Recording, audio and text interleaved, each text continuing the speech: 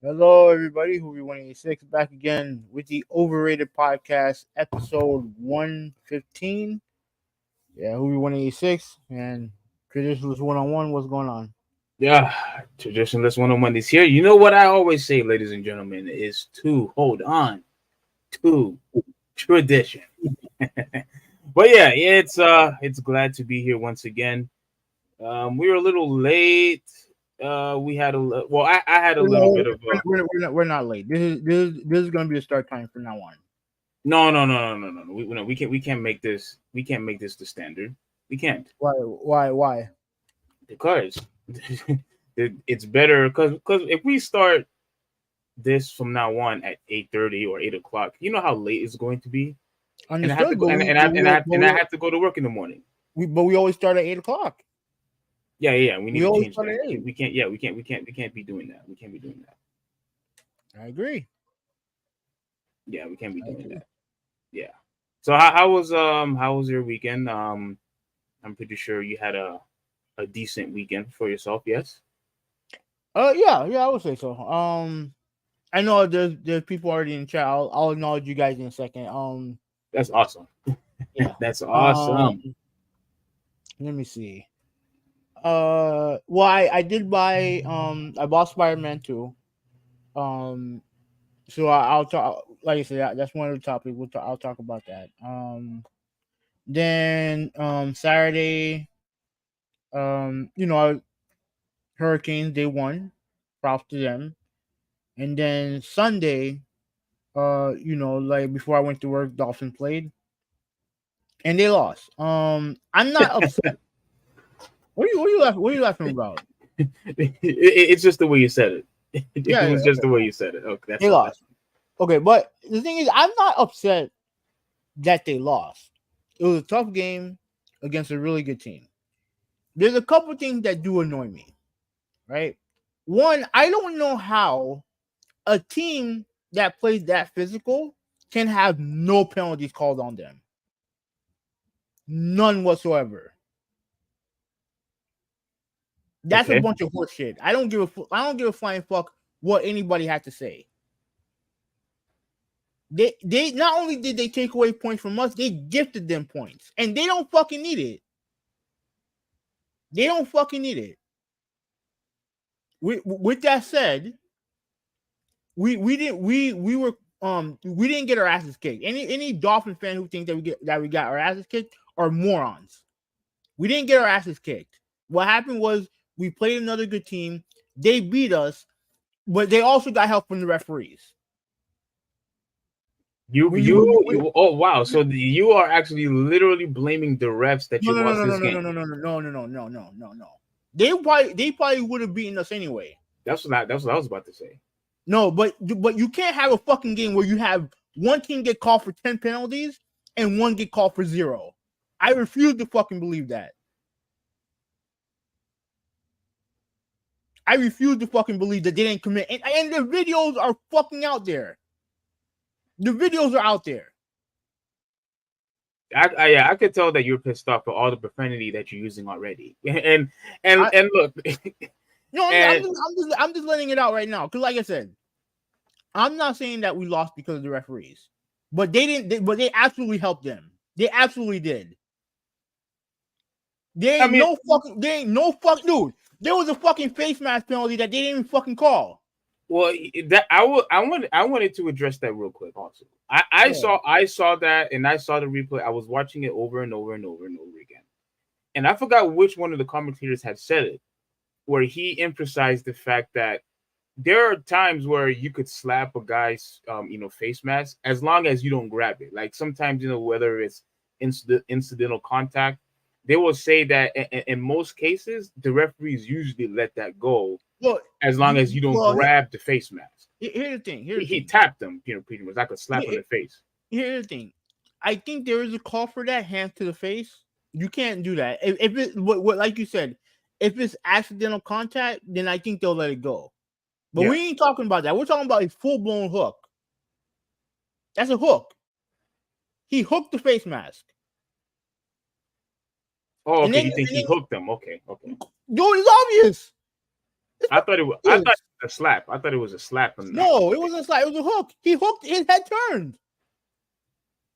His head turned, and then the commentators even said it, including the guy the referee that they normally have in the I don't know where. Oh yeah, yeah. I forgot his name, but yeah, I actually like that they do that. Yeah, yeah. He even said it. And then the Wilkins penalty. That they scored a touchdown after that. And what he do? He tapped him. He tapped him, and they called it 15-yard penalty. They don't fucking need the help. They're good enough as it is. Yeah. Dude, I was a lot more. I was not as upset now that I was back then. But I'm just thinking about the game, and I'm thinking, and again, I'm the Buffalo game. I can understand people being upset about the Buffalo game because they kicked our ass. They absolutely kicked our ass.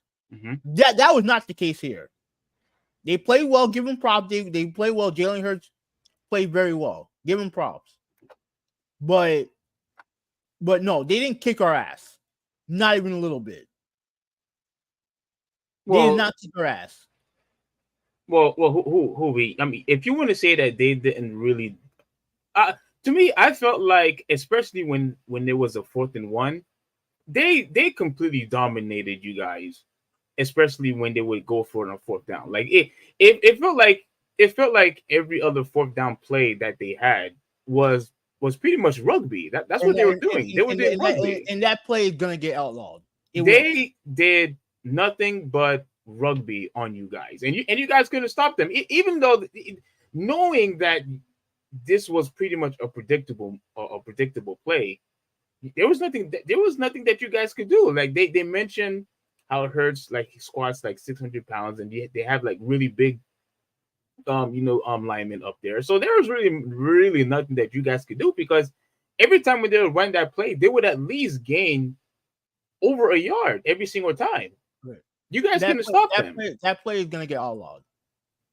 That play is gonna get outlawed. I don't even fucking care. I don't even care about that. I really don't even care about that. I mean, I hope it doesn't get outlawed, because a lot of quarterbacks use the quarterback sneak. No, it will get outlawed. When they cripple Jalen Hurts with it, then it will get outlawed. When he gets crippled, they'll outlaw it.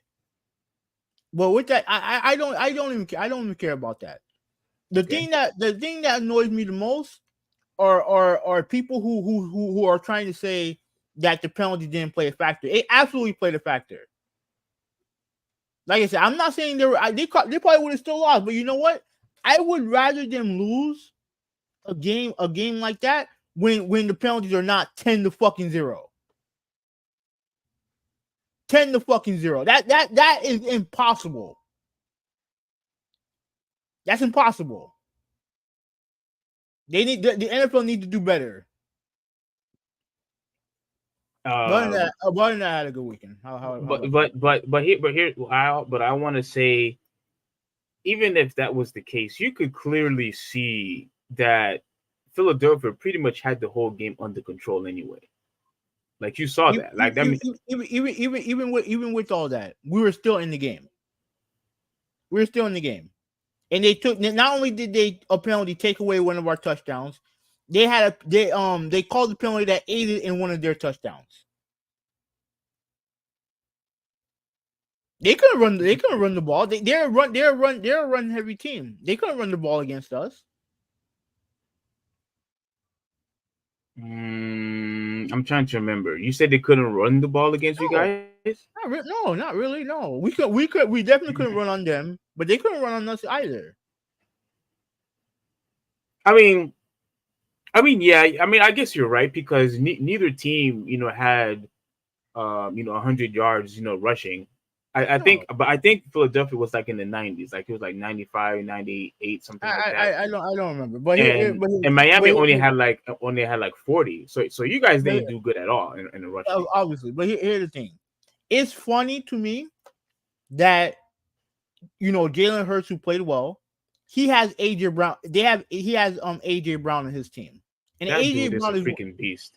Yeah, oh yeah, but what's so funny? Do you hear people saying, "Oh, AJ Brown should be"? Look at his number. Look at AJ Brown's numbers over the past 6 games. People talk about him being MVP. Who they always look to? Jalen Hurts, right? And rightfully so. But you look at AJ Brown's numbers, and you're like, "Oh wow, this guy's elite." Do you mind looking at it real quick? Because I want to see what you're talking about. Fine. Let me see if I can find it. And I think I know where you're going with this. I know exactly where you're going. You know exactly where I'm going with it. No, go ahead. Fill in the blanks. Yeah, I know exactly where you're going with this. What you're going to say is that the recognition that Hurts is getting, and how people are not giving the recognition to Brown. All of a sudden, what you're going to say is, "Oh, how come Miami Dolphins and the Tua does not get the exact same treatment as Hurts is getting, but yet they want to give all the credit to Tyreek Hill, despite the fact that AJ Brown probably has similar numbers, but yet he's not MVP, but he is not considered to be an MVP candidate, but Tyreek Hill is, and Tua is not." Is that what you're trying to say? Yeah, exactly. So go ahead, answer the question. Because that goes to you. Oh yeah, of course. Look, my position still stands. If I'm going to award, well,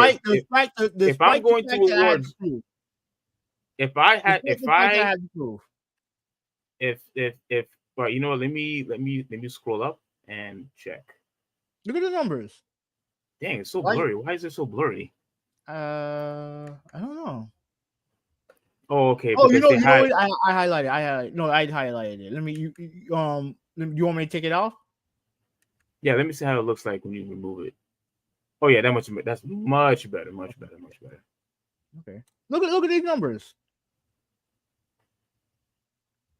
Now this is AJ Brown. Okay. Yeah, this is all his entire year. For this year, okay. 10 receptions, 7, 6, 9, 9, 4, and 7. Yeah, 10. Yeah, he completely dominated you guys in 10 receptions, 137 yards, and he had but he doesn't have that many touchdowns though. Yeah, he has 3, but the numbers are there. The numbers are there. Okay. So now, why is it? Hold on. I know what you're going to do, but let's look at Tyreek Hill's numbers real quick. Let's look at his, and then we'll talk.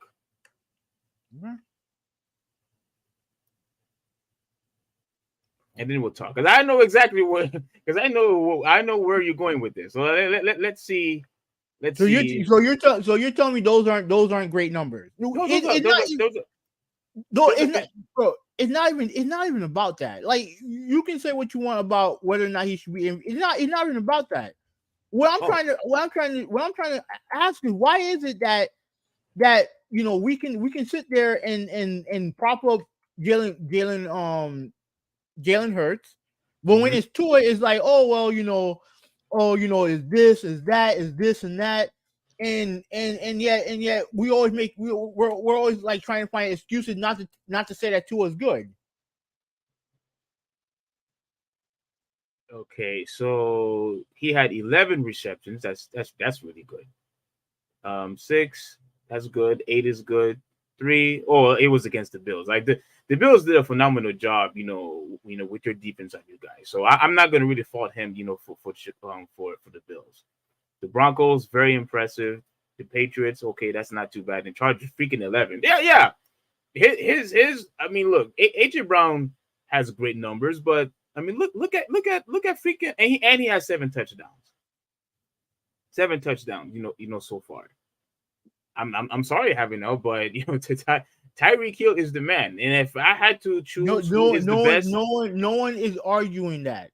My argument is, why is it that when it comes to Jalen Hurts, we give all the credit to him. No one's questioning if they had an MVP, if the national media were talking about an MVP on the Eagles, they're gonna say Jalen Hurts. No question. okay, Despite the great number that AJ Brown has. But yeah, when it's Tua, he's carried by Tyreek Hill. yeah, they say he's carried by Tyreek Hill and Waddle, No, and it's not just them. You say that too. You think that too. I say it's because he has Tyreek Hill and Waddle. Yes, absolutely. Oh, and And wait, and and and and and, wait, and hold on a second, go ahead, go ahead, go Not ahead. only does he have 80, that's not the only great player he has on offense. It's not. Devonta Brown, I think Devontae Smith. Yeah, that dude's really good. And they have this tight end that caught the ball all over us also. I'm just trying to understand when are we gonna give Tua, when is it gonna be time to give Tua his flowers, his credit? Well, I mean, no one. Without having to use the caveat. Oh, it's Tyreek Hill. I, When I when are mean, we when are we gonna have that? well, everybody knows, having now, that it is nearly impossible to guard Tyreek Hill. The guy has to pretty much be double teamed in every single time. You try to do man and man, he's going to beat you, and he's going to go deep most of the time. Do a fly, and he's taking off. If you Okay, do and if you do zone, he's gonna find the hole, and then he's gonna freaking do all these zigzags and run all over you. Like there's nothing that you could do except double team, okay, and which compromise the defense. That's one. okay, and Number two, they always seems to have two safeties deep just for the sake of Tyreek Hill.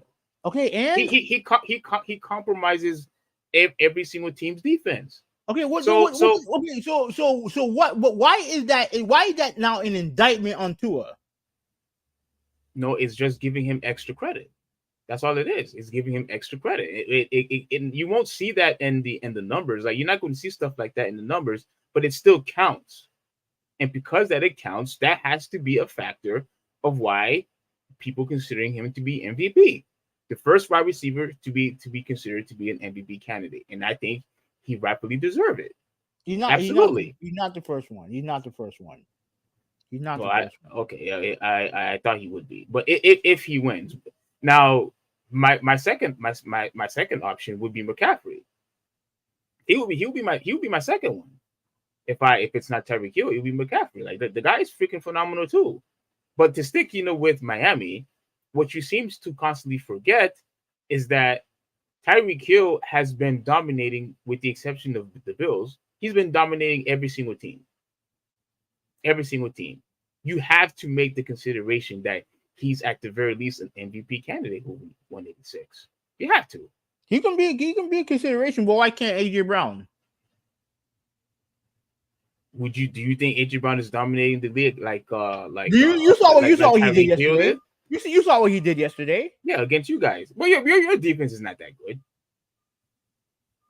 Okay, well, look at the numbers he did to your team. You have an elite defense. I would have to look at the numbers again, what he did to I just showed you the number. You were not paying attention? I was paying attention, but look, I'm focusing. I'm trying to justify why Tyreek Hill should be considered MVP. Seven catches, 131 yards. That's awesome. But what I'm trying to do is justify why Tyreek Hill should be the MVP over Tua. I'm not saying that Tua is not an MVP candidate. That's not what I'm saying.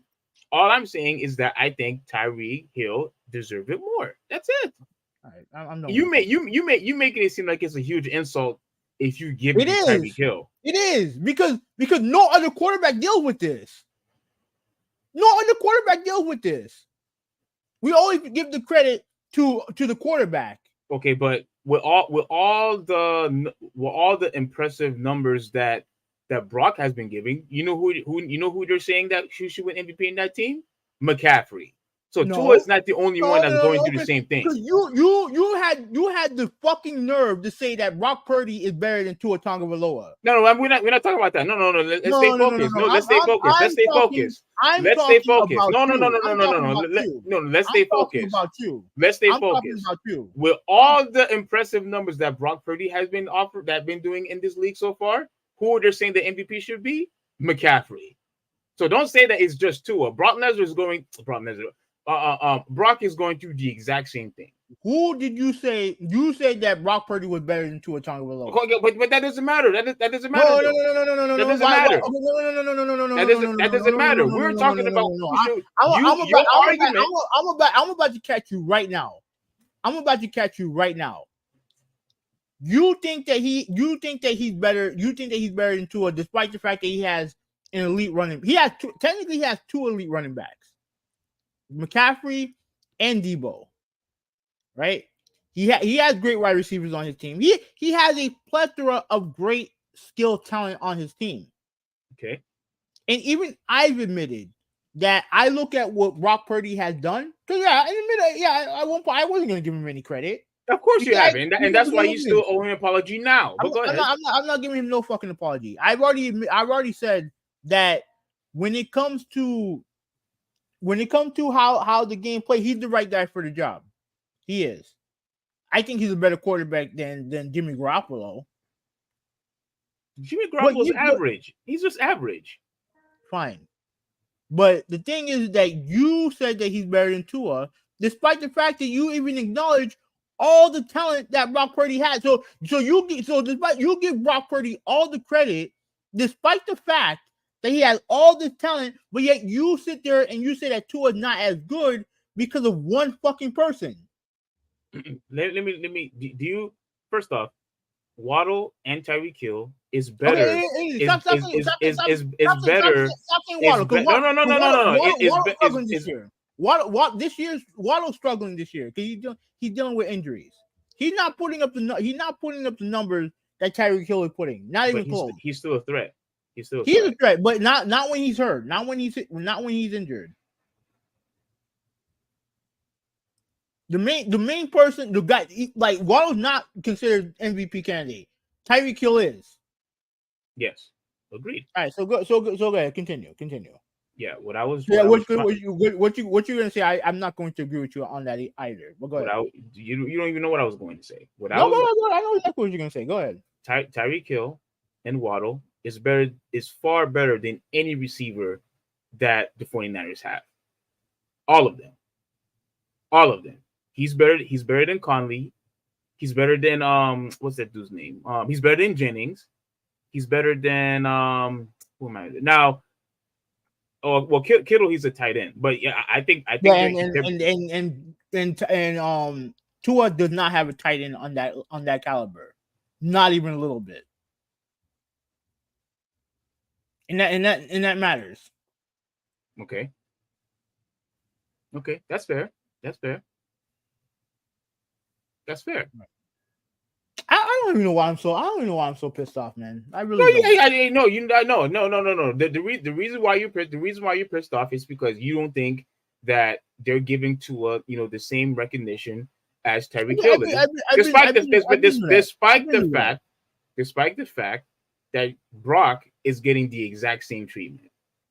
And I guarantee you the reason why is only for the sake that he was drafted last and they do not want to give him the recognition. That's why. I don't think he is. He don't get the scrutiny that Tua gets. He don't, and part of it is because of where he drafted. Exactly. Well, yeah, but that goes more to my point than yours. Because the higher the draft pick you are, the higher the expectations are. That's true. And you look at Tua always going to be compared to Burrow and Herbert. Now now again we've seen Herbert, right? And despite the fact that he puts up great numbers, he's struggling. His team is struggling, and he always seems to throw that one interception to end the game. But here's the thing. But yet, but Herbert doesn't get the same level of hate trust me, if that was Tua, they're in San Diego in whatever the hell they play at now. Yeah, they're already looking to get rid of him. They're already getting ready to get rid of him.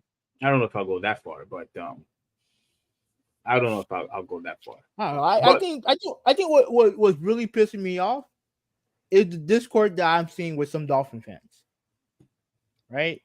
And I get it. You want to see your team beat another good team on the road in a tough environment. I get it. But I'm going to tell you this right now. It makes it a hell of a lot easier for the Philadelphia Eagles to play the way that they play when they get no fucking calls called against them. No calls called against them. To me, that's fucking horseshit. I'm not going to get over that. I hear you. I'm not going to get. And again, I'm not saying the referees are the reason why we lost. But you can't fucking tell me that a team that plays as physical as the Eagles can have no penalties called on them. And the videos are out there of them holding, of obviously the face mask penalty, the face mask that they didn't call. Like, you can't. I'm sorry. Like, you can't convince me otherwise. You can't convince me otherwise. And even with all of that, we were in that game.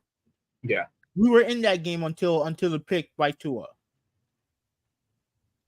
We were in that game. So as far as I'm concerned, as long as the injuries don't continue to harm us, we'll be fine.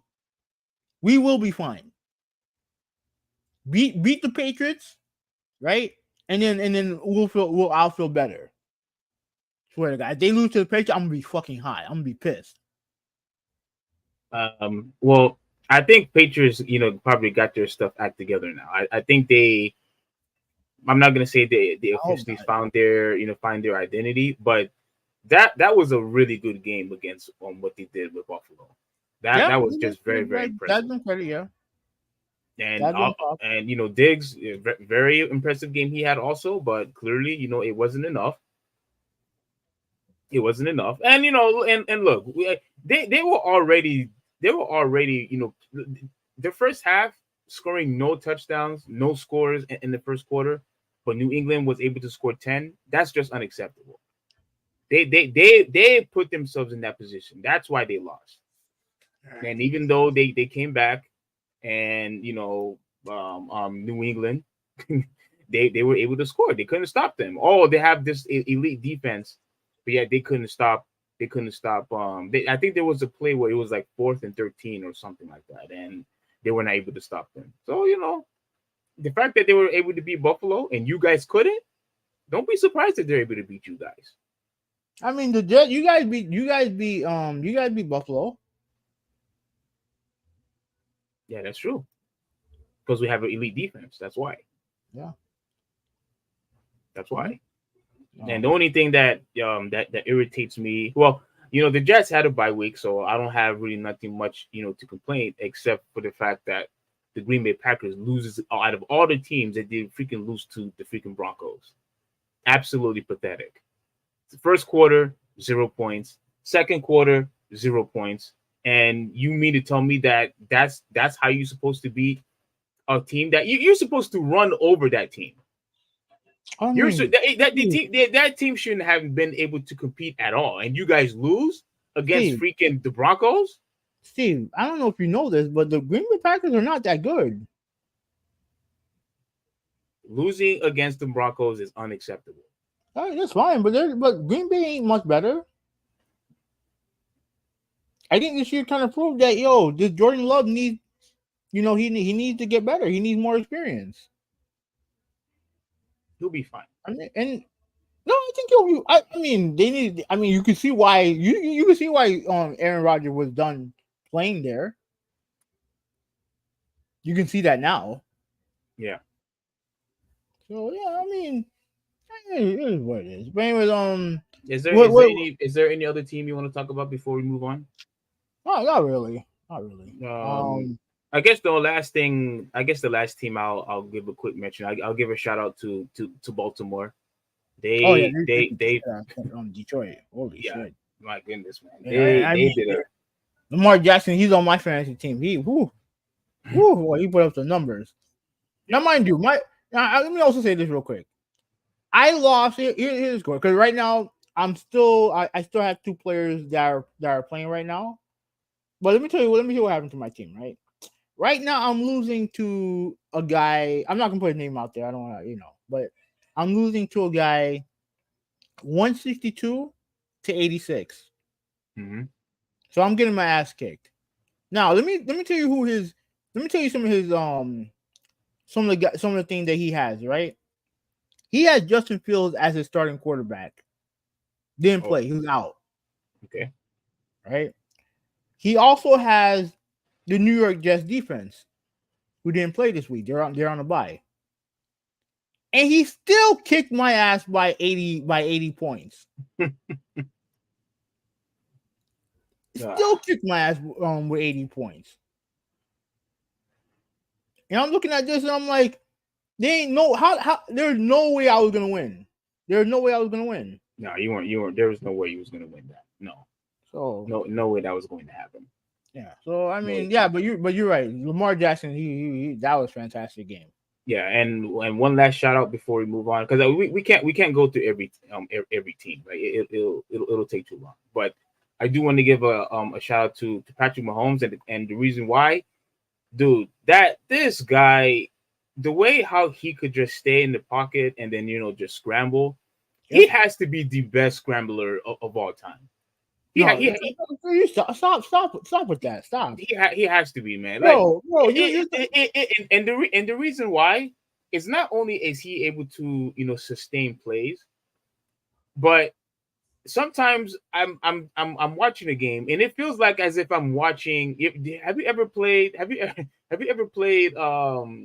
NFL Streets back in the day? Yeah. Okay. There's like the unorthodox throws that this dude be throwing, like these under the hand throws and throwing across his body while he's trying to extend these plays. I'm sorry, though. That is stuff that I've never seen before. Are you okay? Let me ask you: are you talking about guys who can running quarterbacks? Because that's what a scrambler is. A scrambler is a running quarterback. Okay. No, I'm not. Well, no. If you're making comparisons to like Michael Vick or Donovan McNabb or who's another good one? Randall Cunningham. Yeah, and Lamar Jackson. I mean, those guys usually just jump the gun and usually are run first quarterback. Patrick Mahomes is not like that. Patrick Mahomes not like that. So you're talking about a guy who can pretty much throw the ball on the run, basically. Yeah, throw the ball on the run, zigzagging all over the place. Like you think. Okay. I can deal with that. Like I remember, like obviously in his heyday, Aaron Rodgers was great at that. Who else was great at that? Damn, who was it? There was another quarterback I can remember that was really good at like throwing the ball on the run. Jalen Hurts can do that. Jalen Hurts is very good at that. Jalen Hurts, yeah. You know what? I'll agree with you on that one. Holy crap! Hold on. Brian, he just texted me. He said Joe Montana. I don't remember him being a scrambler. I don't remember him being a scrambler either. Yeah, Steve Young was a scrambler. Yeah. But like I said, I only saw Joe Montana play at the later end of his career. I didn't see. I saw Steve Young, pretty much from his prime. Yeah, I really didn't get to see. Dude, man, I would really wish I was able to watch him in his prime years, but I really never got to see Joe Montana. Like I would have to go back and look at old highlights of him to make the determination if he really is a good scrambler like that. So I don't know. But as far as to me, freaking Patrick Mahomes, man, that dude is special, bro. Yeah, That dude he is is. special. He is. Yeah. So I just had to give a quick shout out with that. But are you done with the NFL, or is there another team you want to talk about? No, I'm good. I'm good. I'm good. Okay. Let me recount. Do you have anything that happened to you over the weekend that you want to talk about quickly? No, no, no. I pretty much was pretty much just working, making extra money, helping out at the church. I wasn't able to go to the clinic last week, but probably this week I'll be able to go. But yeah, I mean it was a decent weekend, but nothing Okay. special, nothing crazy. Okay. All right. So Ed Gonzalez, what's going on, bro? Yeah, I know, man. We're trying. Yeah, man. Steve said that we're gonna still try it with 6:30, but I don't know, man. It's gonna be tough. Malta, what's going on, bro? Yeah, yeah. You know what? I really do appreciate the criticism, Ed. Trust me, we are going to work on that, and I know we said that forever, but we are going to work on that because, and I think it's imperative because, like I said, I had to work early in the morning, so the earlier we could finish the podcast, the better it is, at least for me. All right. Go ahead. Nolan, what's going on, bro? What's up, Nolan? Sister, what's going on? What's going on? Brian, what's Whitney, going on, what's bro? up? Don't worry, Brian. I will get that camera. I will actually. Hmm. It depends because, like I said, there's a lot of stuff going on right now in my life right now. I gotta get some stuff. Yeah, Gotta yeah, get some yeah. Take, stuff take, take, yeah, sorted out. take it. Yeah, just take your time with that. Yeah. COD beta, woohoo. Yeah. I mean, let me know. Let me know how it is. Yeah. Let me know how it is because, like I said, I'm skipping this year, but I am interested to see how the game is. So You're skipping it because you had it last year, right? You had yeah, it last. I bought one last year. So Okay. all right. So Whitney said, "Yep, the Oh, referee here we definitely had go. it out for us. 0 to 10 penalties. Like make it make sense. I agree. I agree. Like it don't make sense. It just doesn't make sense, bro. How are we already 6 minutes long off the comments? LOL. But the penalties were one sided. Yeah, they were. Yeah, like the thing is, Brian, yeah, we do. I've gotten a lot of comments, and I forgot to mention this to you, Huvi. Like people would text me or DM me and say, "How come you take so long, reading, the comments?" And trust me, there are moments where when you guys put a comment on the chat, and I would like to, respond to them right away. But like when we're like in the middle of a discussion, like it's kind of difficult to go back and forth. I don't know if you have that problem, Huvi, but I don't know how you kind of want it to be structured. Like No, it just like if we're having a discussion or argument, yeah, I'm not gonna stop the argument just to read a comment. Like I understand you guys want to get the comments out there, and trust me, that's why we read as many comments as we can.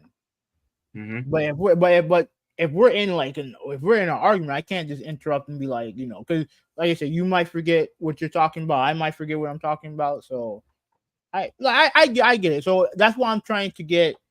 That's why I'm trying to read the comments. Like let's say if we're transitioning to another comment to another topic, or I don't want to have like downtime. You know what I'm saying?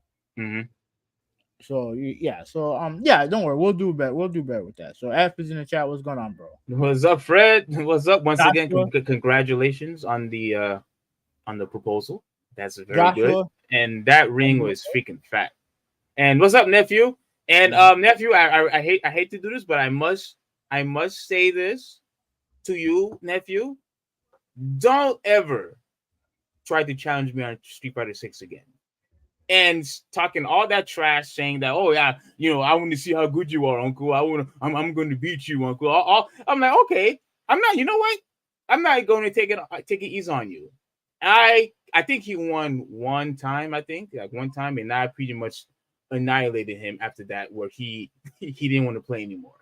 No, don't. underestimate me, Joshua. Do not under. I am a huge Street Fighter 6 fan. I'm a huge Street Fighter fan overall. And if you want to challenge me, that's fine. You're welcome to come over, and you're always welcome to play me on Street Fighter 6. But I'm telling you right now, you come at me like that again, I am going to demolish you, sir. Okay, so all love, nephew, all love. All right, so Ruben said that Brock Newsler is not an MVP candidate. Brock Newsler is average at best. Is this a new ridiculous for Purdy? I think he's talking about Purdy. I don't agree with that. I think he's saying that he's average at best. Okay, I will say this: whether he's average at best, that's a conversation you guys can have. But let's say if he has like 27, 28 touchdown passes, if he's doing what he did all year, right? Like let's say what he's done for his career so far, he does it all year. He is 100% of MVP candidate. He Absolutely. Is okay. Because my point is in the same point I had with Tua. When he's not there, then everyone else suffers. Everyone else. That's why it's a quarterback award basically, because the quarterback is the most important person on the field. He doesn't have to be the best person on the field. I agree with people who say that Tyreek Hill is the best player the Dolphins have. I've never denied that. But the most important person on the field is Tua. Why? Because Tua is the one that is going to best utilize his weapons, a.k.a. Tyreek Hill, a.k.a. Jalen Waddle, a.k.a. Raheem Mostert. Even though Mostert, he's running back, he doesn't really need Tua there. You know what I'm saying? But the same thing with Brock Purdy. If he's not there and you put in some random guy, your Deebo Samuels are not going to be the same, right? Ryan McCaffrey in the passing game is not going to be the same. George Kittle is not going to be the same. So if you're a quarterback and you're playing well, you absolutely deserve to be an MVP candidate. All right, so critical drop. What's going on, bro? What's going on, brother? Dolphins real test against the Chiefs. I actually don't agree with that. Yeah, I'm gonna tell you why. One, for some stupid fucking reason, they had this game in Germany, right? This is a game that they put in Germany. Yeah, it's so stupid. And two, yeah, I guarantee you, I know exactly what's gonna happen. If the Dolphins win this game, they're gonna be like, the people are gonna be like, oh, it was on a neutral site. Oh, they didn't play them in Kansas City and all this other shit, right? That's what they're going to say. Now, I do. It is a test for them because obviously we know Kansas City is still the top team in the AFC.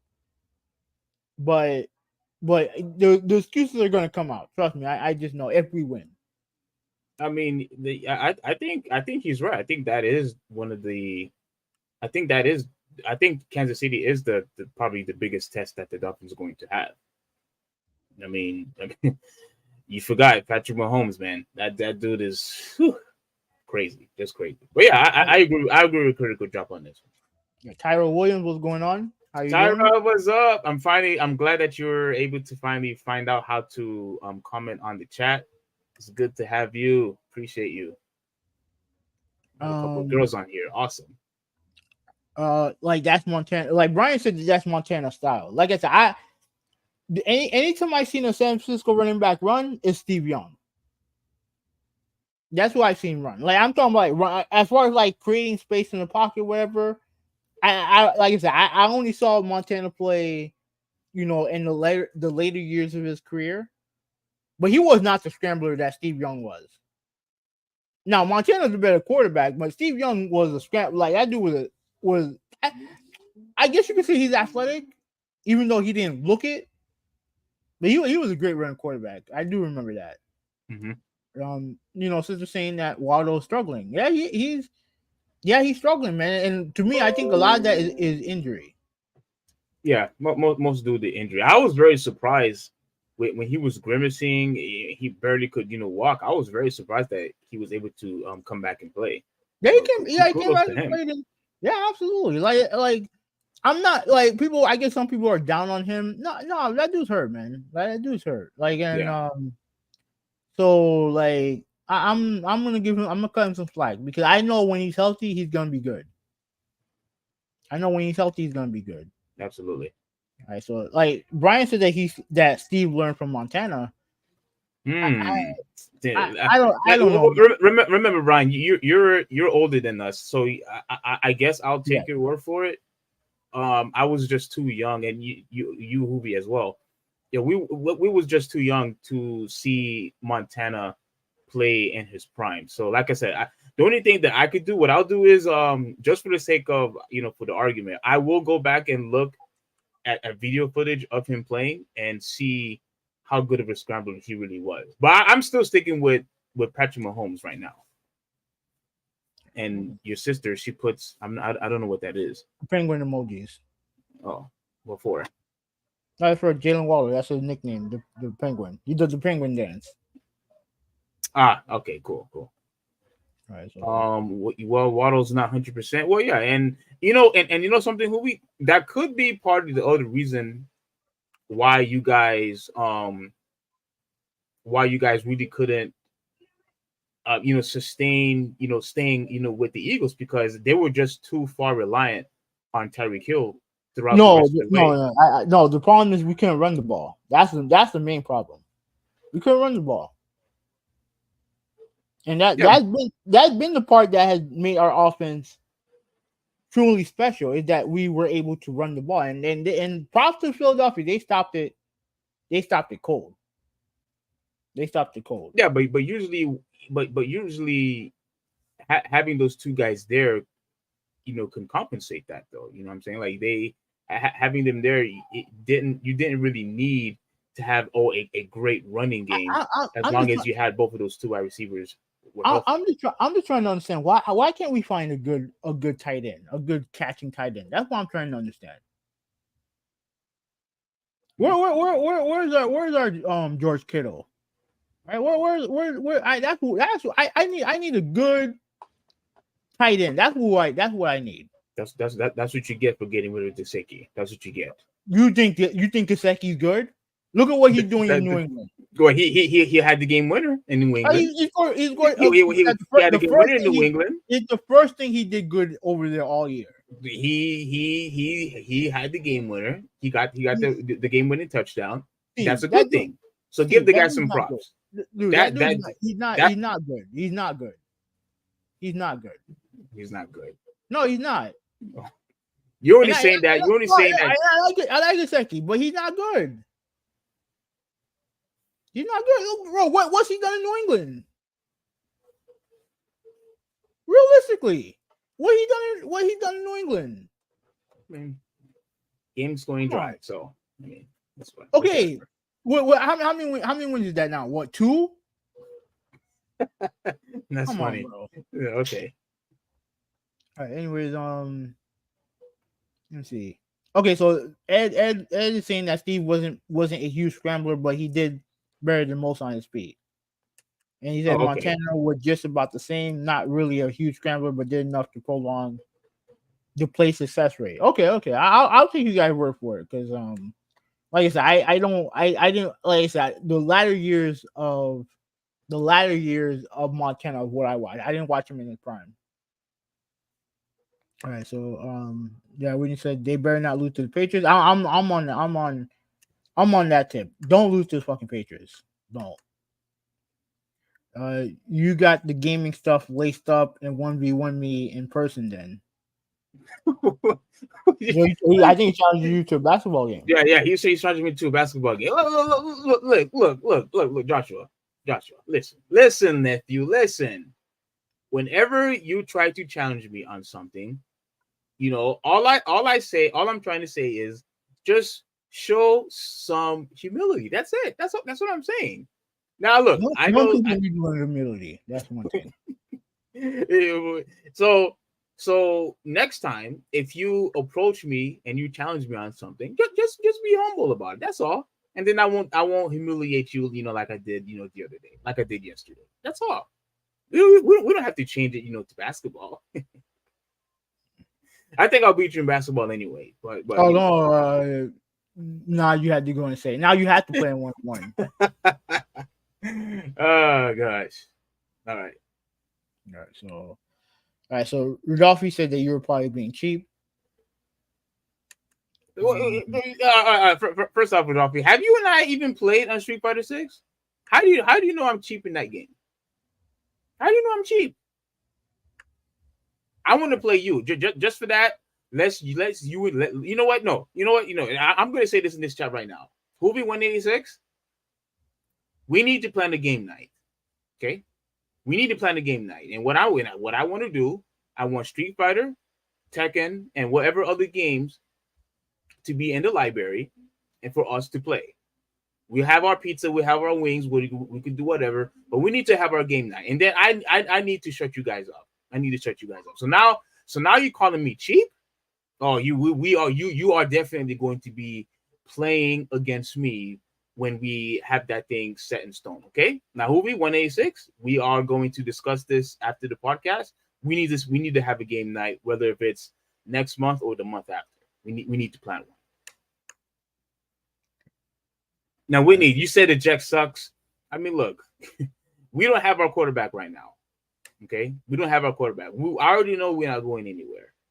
We're not going anywhere. But at the very least, we're competing. We have an elite defense, and yeah, we'll be fine. We'll be fine. I don't think we're gonna make it to playoffs, but we'll be okay, I guess. all right. So, side note: Sony did a Superman fail, and I sent the video to Steve. Also, Giannis got $180 million extension. Okay, I think that was what you were talking about with the Yeah. extension earlier before the podcast. And the fail I think he's referring to is that I don't know how they fucked this up. They put a Cuban flag for in Miles's house when he's Puerto Rican. Oh, really? Oh, Yeah, okay. they're gonna patch it out soon, but you can't Okay. do that. You can't do that. No one said I need a good tight end too. Everyone needs a good tight end. Yeah. So Joshua said that oh hell no, y'all beating him man bet $200. Oh, we'll see. We'll see. We'll see. We'll see. Yeah, yeah, yeah. In person. We're not talking about 2K, Brian. We're talking about in person. We're not talking about 2K. We're not talking about NBA Jam. He's talking about in person. But you know what? Even in 2K or NBA Jam, I'll beat you in those two games also, and in NBA Streets for that matter. But let's move on. Okay. Um, let me see. So Ruben said that I'll be back in November from Seattle, so we'll have a game night then. I'm down for that. Oh yeah, absolutely, absolutely. All Yeah, we will make the plan.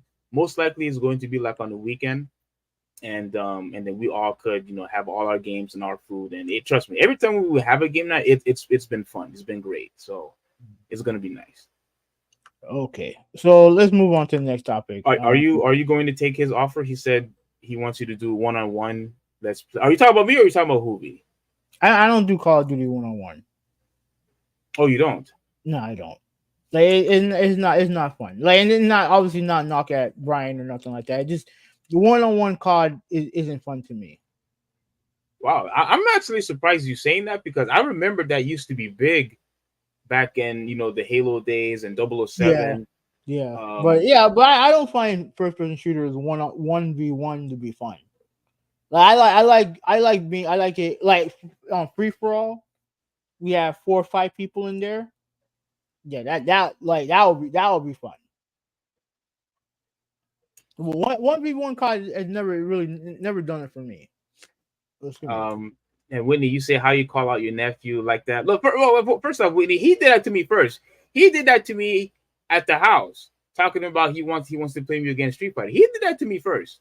So I understand that he's my nephew. Gotta show him a lot of love. But at the end of the day, he was the one that started it. So I decided to finish it. That's all. That's all. I'll try you. No. I'll let you know. Yes, 101 card. Is it great?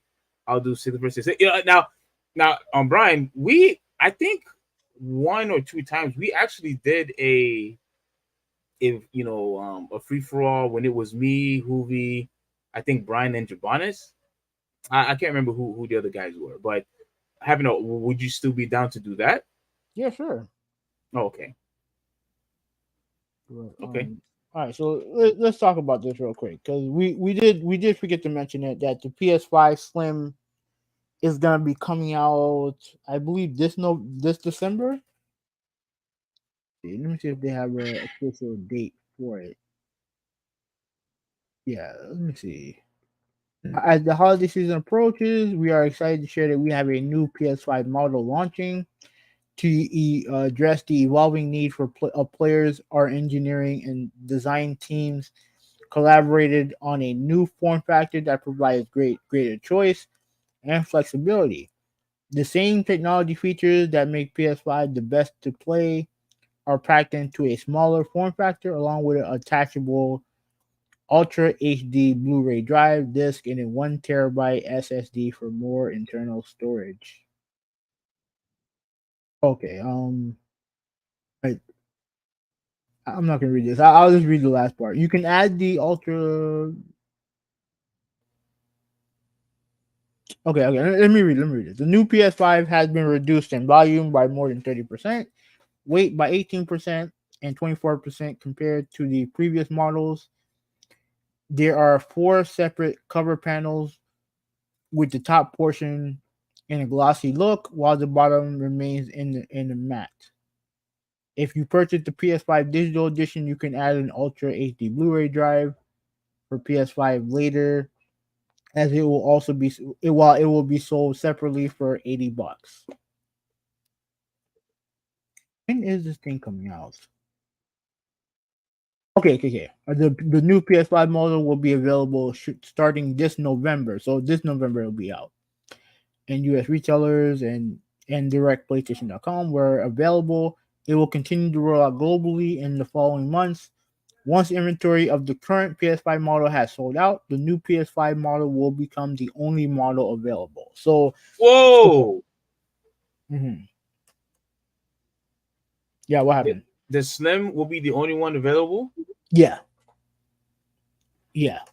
So pretty much what they're doing is once they sell out the original models. Any new model that they come out with will be the Slim. Like any like collector's edition, any pretty much any new inventory. When you buy a PS5, this that will be the model that you buy. And this is not the first time they've done this. Yeah.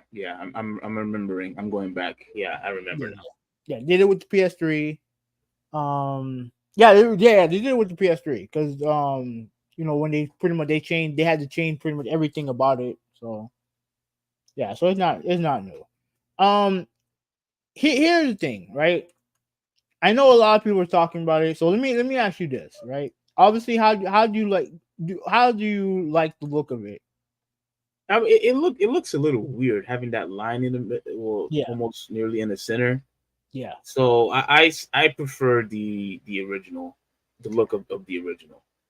Um, I I don't know. I like the look of the Slim more, but um, yeah, I like the look of the Slim more. I like the Slim more, but I don't know. But there's a couple of things I do need to address. One is not going to get a price cut. There's no price cut. In fact, the all digital version of it is actually $50 higher than the original digital for the PS5. So remember when they first launched, you had the disc model was 500, the non disc the digital was 400. Now this version for the Slim, obviously the price is to stay the same for the disc, and the one without the disc is 450. Yeah, Now remember they also said that you can add a hard drive. You can attach we call it a Blu-ray disc drive to it. That will cost you $80. So if you buy digital, A disc. What now? like a HD, like a Blu-ray disc drive, you can get a detachable one and attach it into the 450 PlayStation. Okay. So let's say you buy digital only PlayStation, and then you want to buy, and then you're like, oh, you know what, I got this disc. Let's say someone gave me Spider-Man 2. I can't play it without the Blu-ray drive. So what I would do is buy the Blu-ray drive, the detachable Blu-ray drive, and then connect it to the PlayStation. That will cost you $80. So if you buy digital, which is 450, mind you, 450. Yeah. Then you buy the Blu-ray disc drive. Let's say you want to buy, if you want to connect it, that's gonna cost you 80. So pretty much you're spending $530, and that does not include tax. So like what they're doing basically, they're trying to get people to buy the $500 one, obviously. Pretty much. Yeah, pretty much. So yeah. So I mean, I don't really have much else to say. I know people were complaining about the stand because the stand comes You have to separately. pay for that too. Yeah. Yeah. Clearly, what Sony is trying to do is nickel and dime you now. Okay. So yeah, this is how it looks. If you buy digital, and then then what you do, you open up this side, you open up this panel, you put the disc in, and then you put in the disc drive in, and then you close it back up. So then now you have the disc inside the digital. Yeah. So that's how that's gonna look. Now Um, I have a PS5 already, but go back up real quick. I have a PS5 already, yeah. So but this stuff I don't need this though. this irritates me. Like you could tell that Sony is intentionally trying to nickel and dime their fan base. Why in the world do I have to buy a stand knowing that you could have easily make your PS5 Slim be able to stand just like the original console can? Now, Why? and the original PS5 does come with a stand, by the way. Yeah, but you don't need it. This was No, you don't. You don't. No, no, no, no, no, no, no, no. No, no, no, no, no, no, no. According to what I heard, you don't need the stand either. for the Slim. Yeah. Are you sure? Because I think my Yeah. brother showed me the article that says that you can, that you need it. No, I don't think you need it. Because here's the thing, because when the PS2 came out, right? You could stand it up. You could have it, like most people had it vertically, like not horizontally, like I did. With But the PS3. PS2. Okay. But most people I think had it horizontally, but some people had it vertically. And I remember for a little while I had mine vertically Mm-hmm. just to see how it is, and I didn't have a stand. I didn't have a stand, but I stood it up. But or I just never understood why people would have their consoles vertically until now, because my PS5 is vertical. But according to what I heard, you don't need the stand. Even though it should, I mean, it would be nice if it was included, but apparently you don't need it. And this is it right here, the stand right here. And I think the stand, how much is the stand? Dude, I'm Dura, bro. I'm telling you, I think It, with the article Critical Drop showed me, you if do you need to if buy you the have it, show stand. it. If you have it, show it. If you have the article, show it. All right. And the stand is $30, which is pretty high for a stand, if I do say so myself.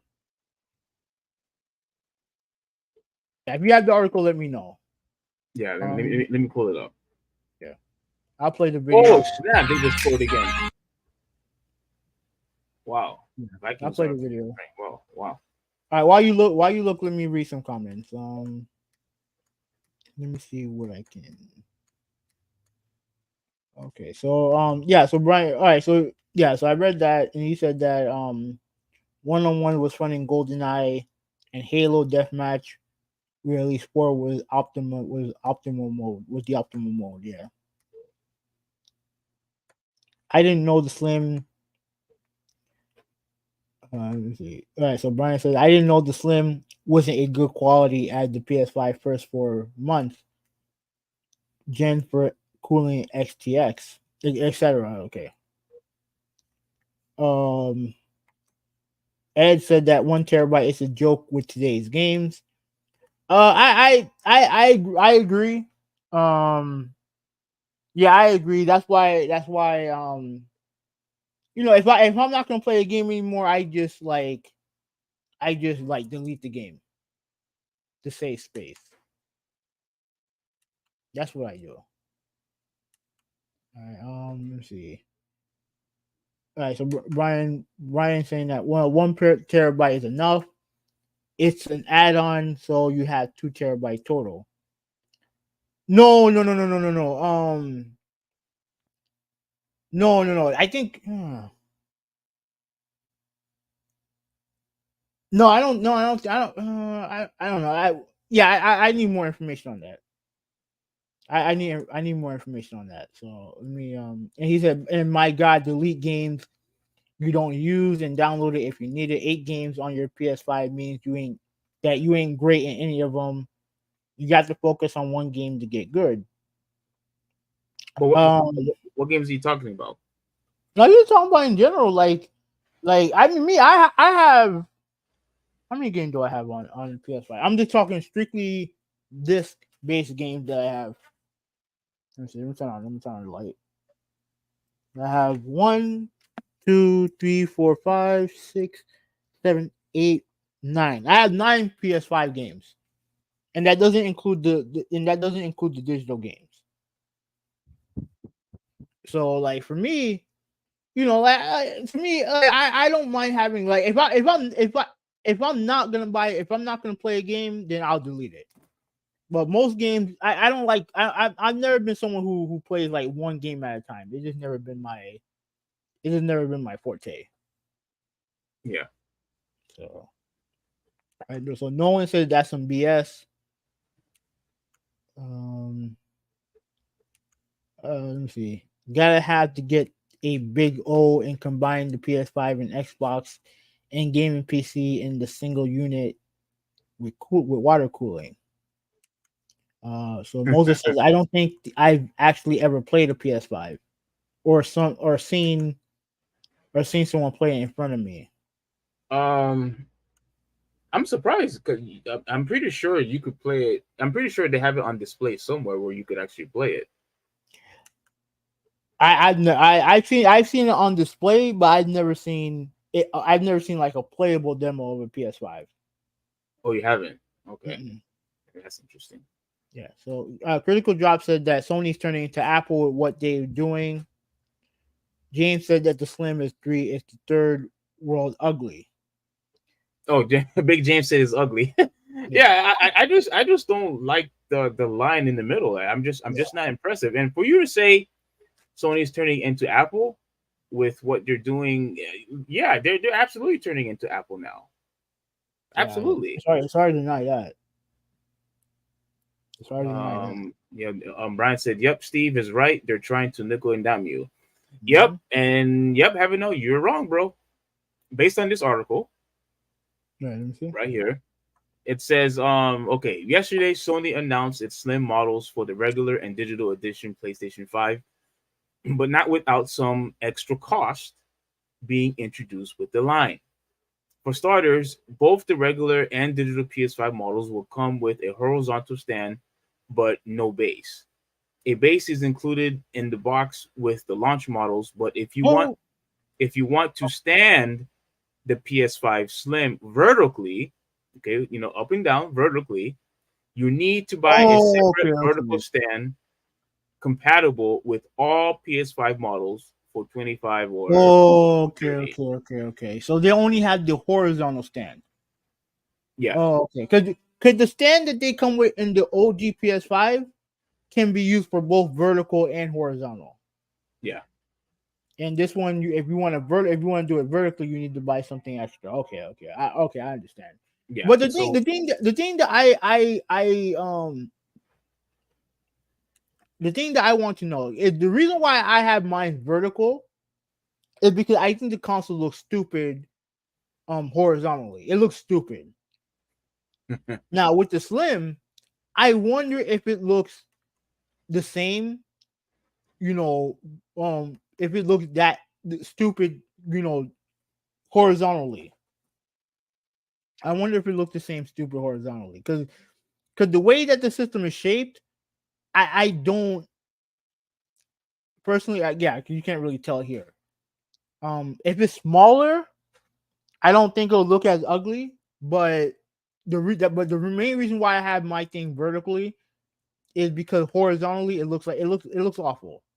Horizontal looks awful. That's why I have it vertical.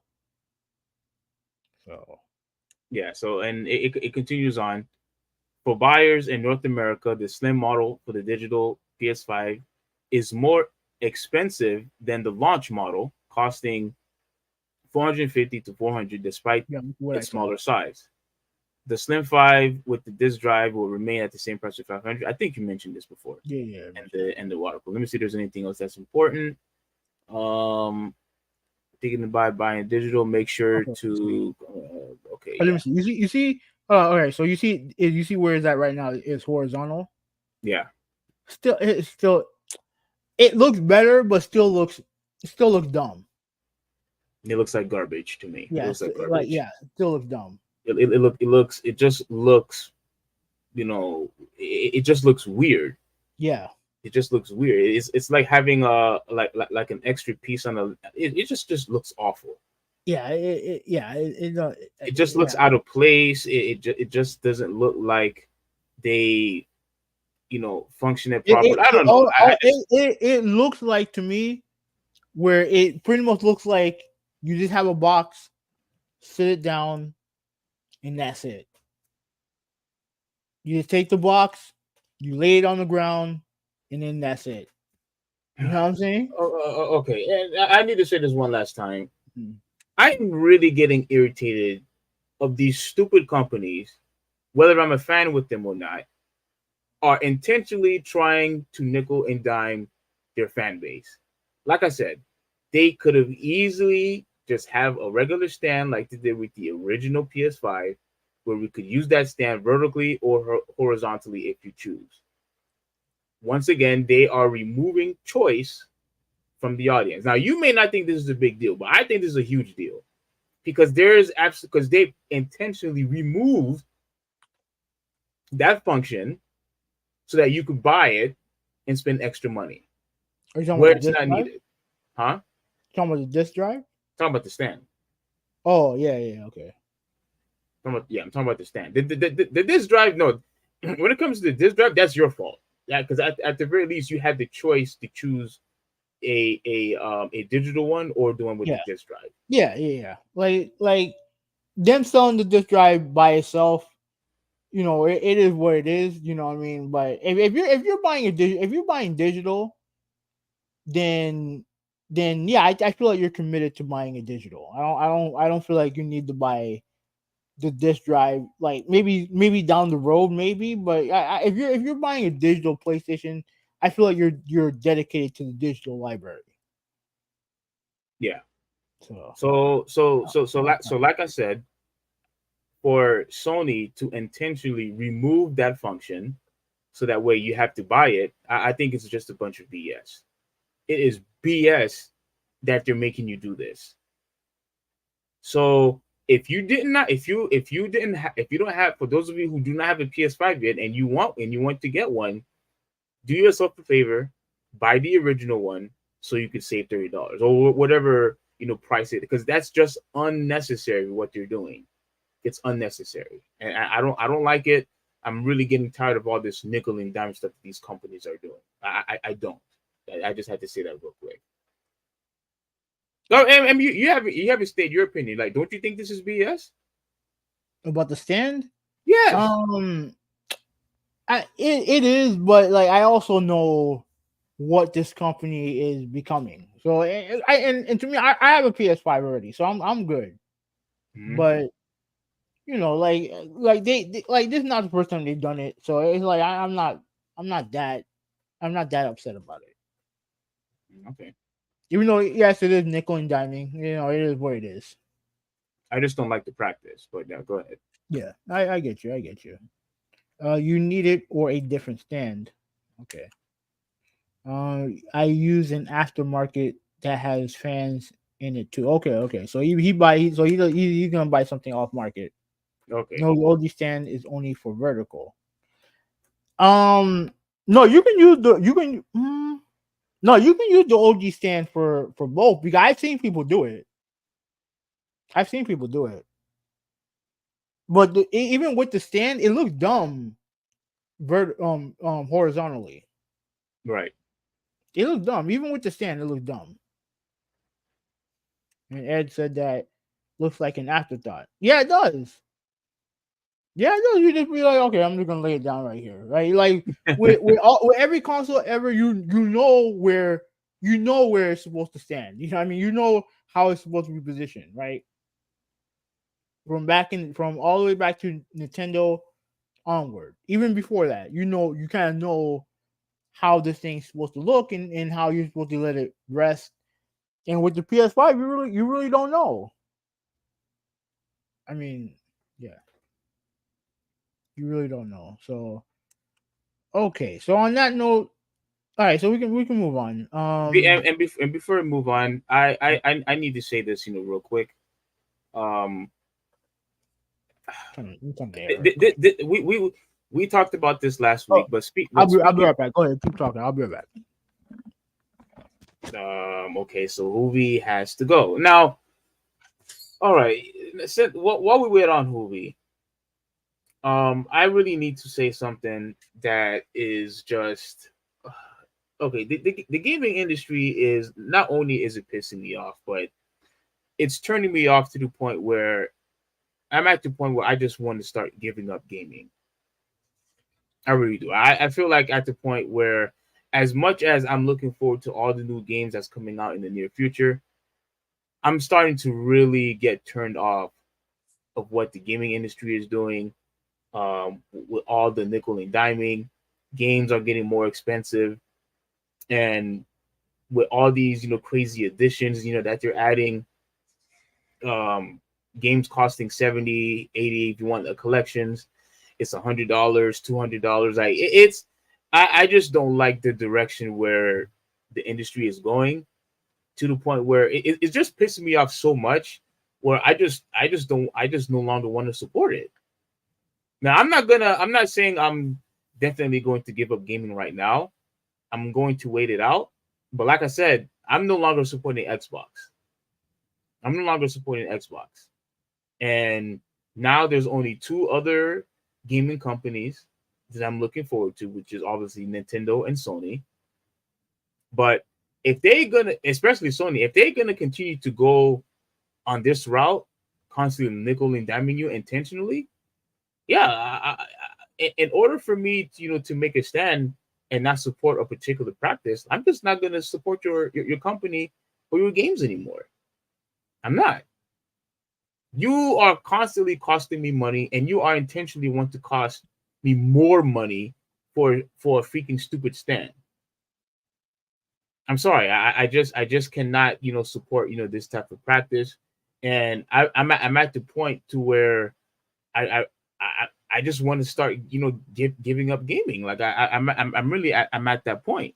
Um, Riddler says as techs get better, the price should increase, and he said we talked about this. Oh, who were you here?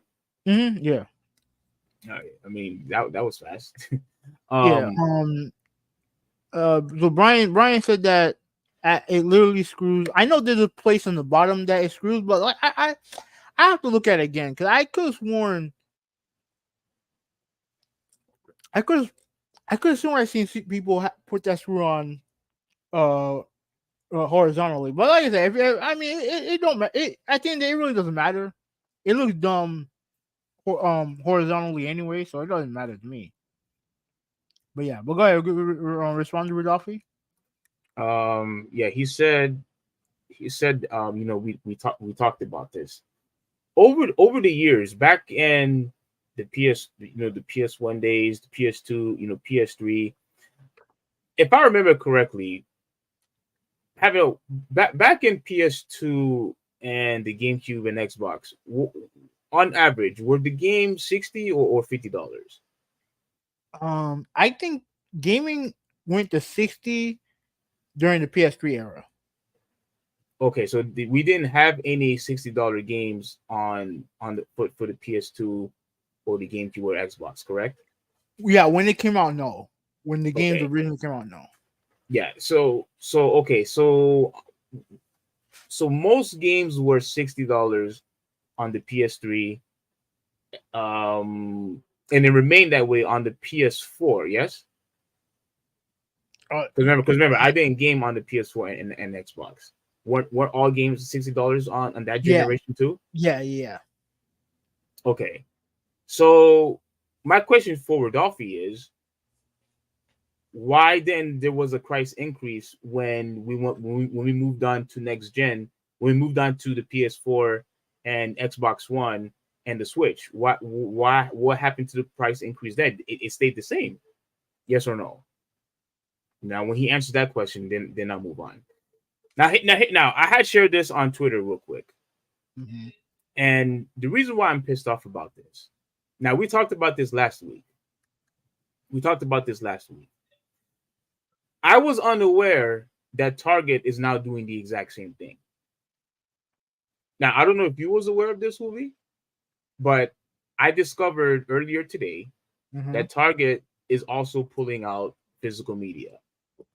They're pulling out all of their Blu-ray movies, all of their regular DVD movies, all of their 4K movies, including games.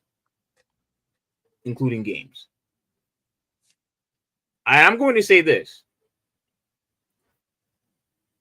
Now, oh yeah, and I'm going to read this. Someone wrote this comment. Let me see if I could. Oh crap. Yeah, I said this. Someone took a photo of this on the Best Buy. Clearly, you could see there's only like there's pretty much, yeah, there's no games on here, and one of the guys pretty much talked to one of the staff and said, hey, are you going to restock, because I went to buy this particular game, and the staff said that there's really is no plan to restock the shelves of physical games. So they're pretty much going to remove all of this display and have no games available for you to buy. Now, like I said before, we already seen this when it comes to Walmart and when it comes to Best Buy. I'm surprised that Target is also going to be following suit. And I'm going to say this, Huvi.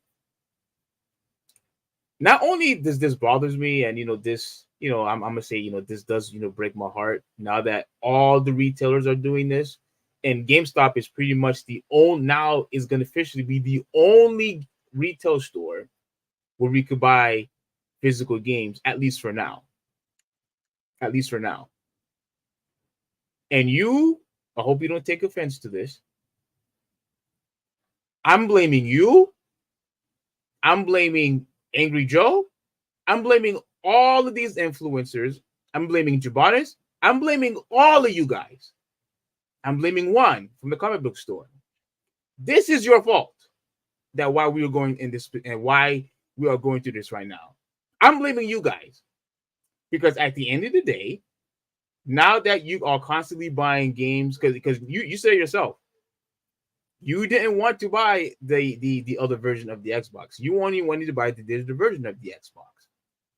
And now that people are supporting more and more digital stuff, whether it's movies or video games, this is now the direction the gaming industry is now going to go. And I'm going to say this with a lot of confidence. If we had just constantly was showing support for physical media, this would not be happening. in my opinion. This would not be happening. If people had took a stand, and I'm going to use you as an example. If people had took a stand and say, you know what, Microsoft, I'm not going to buy your digital console, your console where it only plays digital video games. Sony, I'm not going to buy your PS5 that has digital only play digital only video games. I'm not going to do that.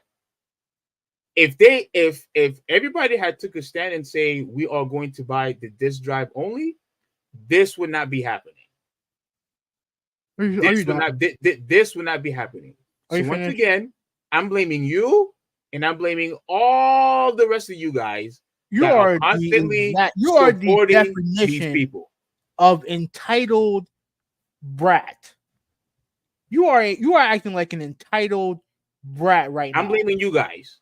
It's your fault. You're the same guy. You're telling me. Let me ask you a question. I'm going to own you right now. If you blame me for convenience, for buying something that's more convenient for me, right? But here you are. You're saying, "Oh, support physical media." Yes. But you whine, bitch, and complain when games get increase in price. So here's the question I'm going to ask you: what do you care about more? You care about physical media, or you care about your wallet? Because I guarantee you, because you complained that the game went to 60, you complained that game went to 70. Well, I don't remember complaining the game went to 60, but go ahead. No, did you complain about game going to 70? Games going to 70, yeah. But games are 70 whether it's digital or physical. It doesn't matter. Okay, so understood. So what's your point? But here's the thing. I guarantee you, if games, in order for physical media to survive, the games have to go way up in price, and you're not going to pay for it. So all this talk about romanticizing about physical media, you're not going to put your money where your mouth is. You're not. You're going to be like, oh, it should be as cheap as possible so I can buy it and then trade it in or keep it and all this other crap. You're acting entitled. This was bound to happen. It didn't matter what I bought. It didn't matter what Rudolphi bought. It didn't matter what Joe bought. This was going to happen eventually. And again, you have to also understand that it's not just us that play these games now. You have a bunch of young kids who play these games. You have a bunch of young people who play games. And this is the stuff that they grew up with now. They grow up with fast, easy, ready to play content. That's what they're into. The only reason everything is quick, everything is fast, everything is instant. The only reason why I'm disagreeing with you with that is because streaming has not been the standard yet. People who if you want to play a PS5 game streaming, you still have to deal with lags. You still have to deal with frame rates. Things are constantly dropping. It hasn't been the standard. We're talking about two different things. The reason why the movies are going away is 100% because of streaming. That's why they're going away. The reason why the game physical media is going away is because of digital games. That's why they're going away. Because digital has gone to the point where it's rivaling physical media. And as much as I prefer physical media, at the end of the day, they're going to go by what's trending upwards, and like that's just the reality of the situation, Steve. Okay, let me ask you this. Let me say this, and then you can ask me a question, right? And having someone like you who can sit there, demand physical media, but yet won't pay for it, and won't pay the price it will pay for it, that's, to me, that's entitlement. Go ahead, ask your question. Okay. Xbox now has a console where it's digital only, right? Mm-hmm. Now, do you think they would? Do you honestly believe? And just answer truthfully. And now it is somewhat of a silly question because not everybody's going to do that. But do you believe? Because remember, people do go on strike, people do on boycott, etc., etc. Do you believe that if everyone had said, "I'm not going to buy your digital console," would they have made this console? Yeah. You still think they would? Yeah, You still think they would have made that anyway, yeah, despite the fact they're not making no money over the digital version. yeah. You want to know why? Because of Game Pass. They're trying to elevate Game Pass. That's why they have a digital version to begin with. Because of Game Pass.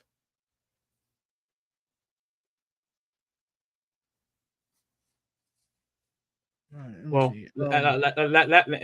and last thing, you're talking about entitlement. You're talking about me being a brat.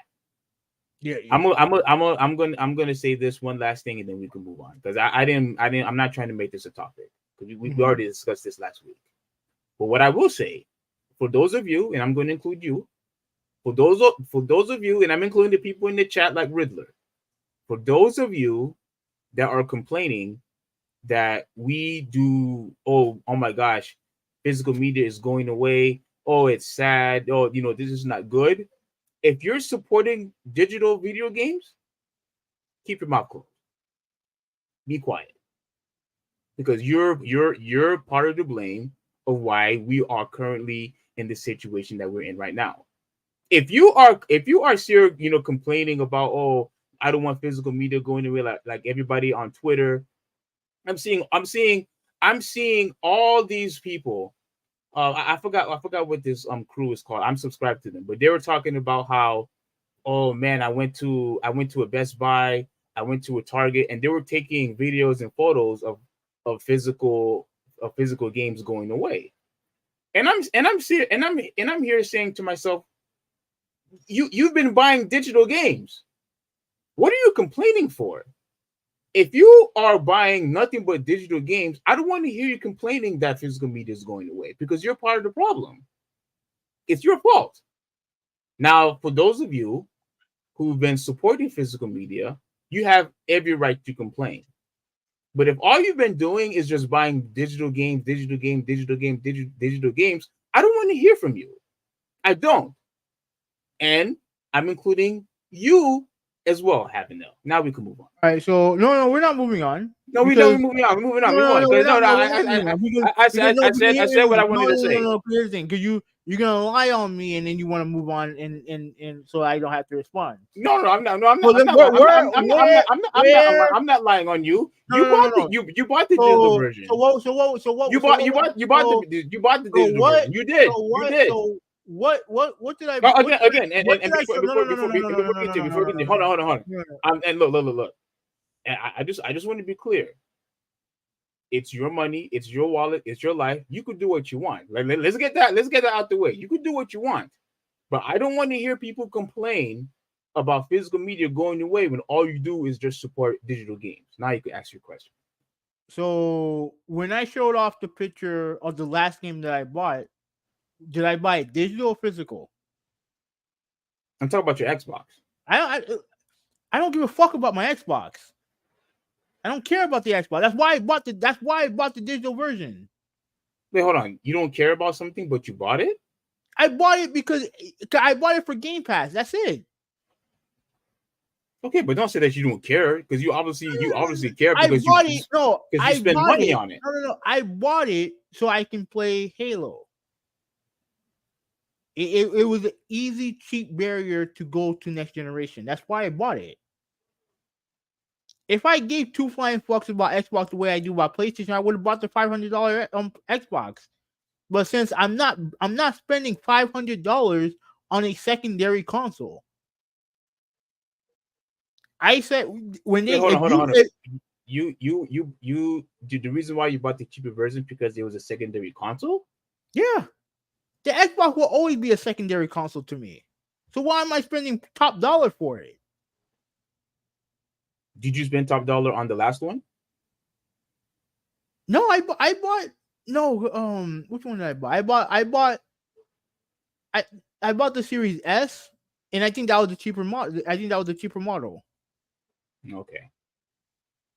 I mean, look, Steve, the problem with you is that you stuff that you care about you can't handle reality. If it's something that you care about, you can't handle reality. You live in a fantasy world. Everyone knew that this day was gonna come. Everyone knew this. If you're gaming on PC like Rudolphi, this is already a reality for you. This is already a reality. And the gaming industry, and by and large, I guarantee you, would prefer it the way that it's going right now. Yeah, because they don't want the middleman. I understand that.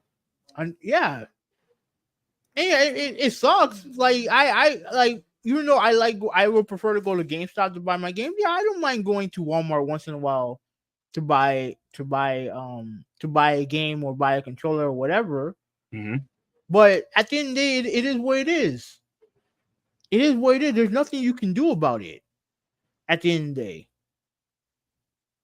I mean, back in the day, we used to rent video games, but now we don't do that anymore. Now, do we? Okay. Yeah, because the technology has gone to the point where renting games is just not feasible anymore. It's not feasible, and it hurt and frankly, it hurt the industry. That you are not able to rent games. That people would rather rent games than buy them. It hurt the industry.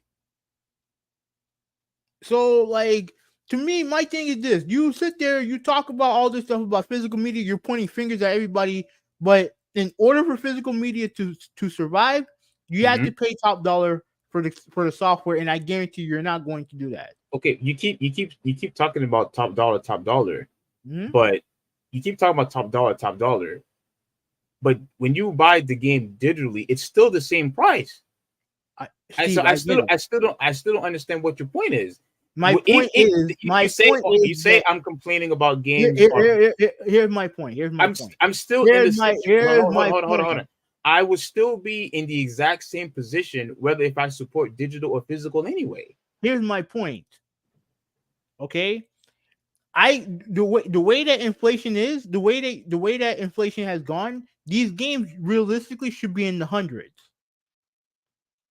They should be in the hundreds, and I know for a fact that you are not going to pay that price for every game that you buy. You're not going to. But yet you sit there, you always pointing the finger at everybody else. But yet when it comes down to brass tacks, you're not going to put your money where your mouth is. You're not. So I would put the finger down and stop judging everybody when I know for a fact that deep down you're not paying $125 for these games. You're not going to. I mean, look, you can still bring that up all that you want. I wouldn't pay that price, physical or digital. I still understand what your point is. Even with everything you're saying being true, I wouldn't pay $125 for a digital game. Like that's the point. That's the thing that you're not understanding. If the game was digital, I'm still not going to pay for it. So what are we talking? What are we talking about here? I am strictly talking about physical. I'm not talking about digital. The reason why digital games one of the reasons why digital games are priced the way they're priced so that they don't alienate the retailers. But since the retailers are getting rid of the physical market, I do wonder how much those games are going to cost now. I do wonder how much these digital games are going to cost now. Well, no, I don't think they're not going. I don't think they're going to be drastically different than before. But you know, they're not. Those games, these games are not going to be cheap. They're not going to be cheaper.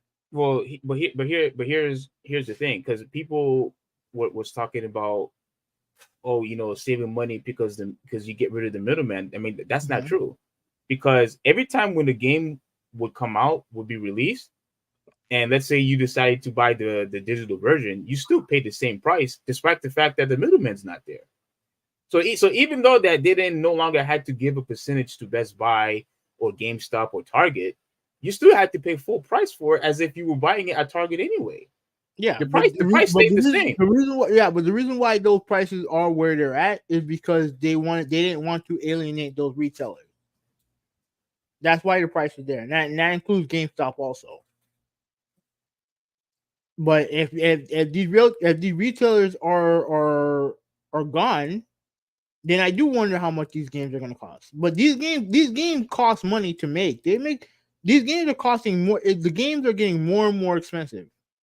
Trust me. Now that Best Buy and Walmart and unfortunately now Target, now that they're all going away, I guarantee you the price is going to be either be the same or just going to be an increase in price. I guarantee it. There likely will be an increase in price. There likely will be because, like I said, these games cost more and more money to manufacture and to make. And when you're not willing to pay for that, yeah, I mean, I don't want to hear you. I don't want to hear you pointing the fingers at everybody else when, at the end of the day, you're not going to pay these prices. You're not. Yeah, but at the same time, if you don't have to pay the middleman, if you don't have to pay for disc anymore, and you don't have to pay for the package, you don't have to pay for the artwork, why is the price still the same? I explained it to you multiple times already. These games are still expensive to make. So even if they should be cheaper on digital, they're not going to be that much. They're not going to be that much cheaper. These games are costing most hundreds of millions of dollars to make,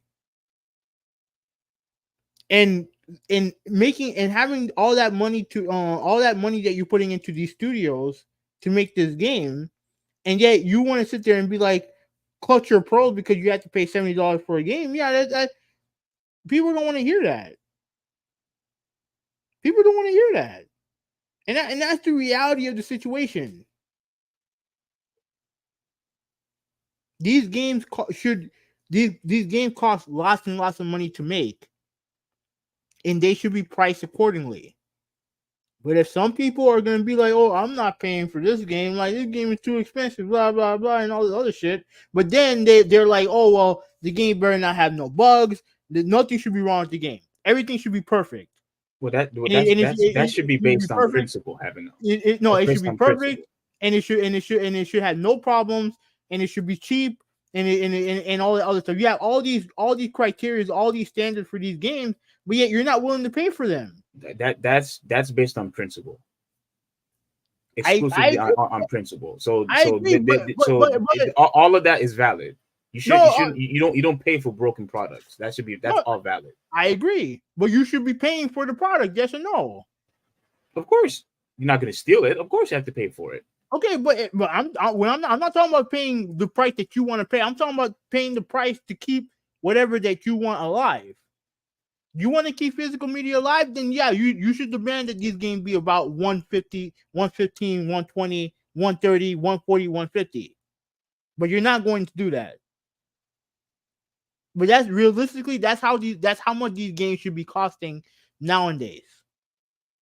$100. 100 plus. Or 100 plus. Okay. Yeah. Based on the amount of money that they're pouring into these games, that's how much it should cost. That's what I'm saying. No, let me see. Let me try to run through some of these. Mm-hmm. All right, so Brian's pretty much saying that Xbox is trash.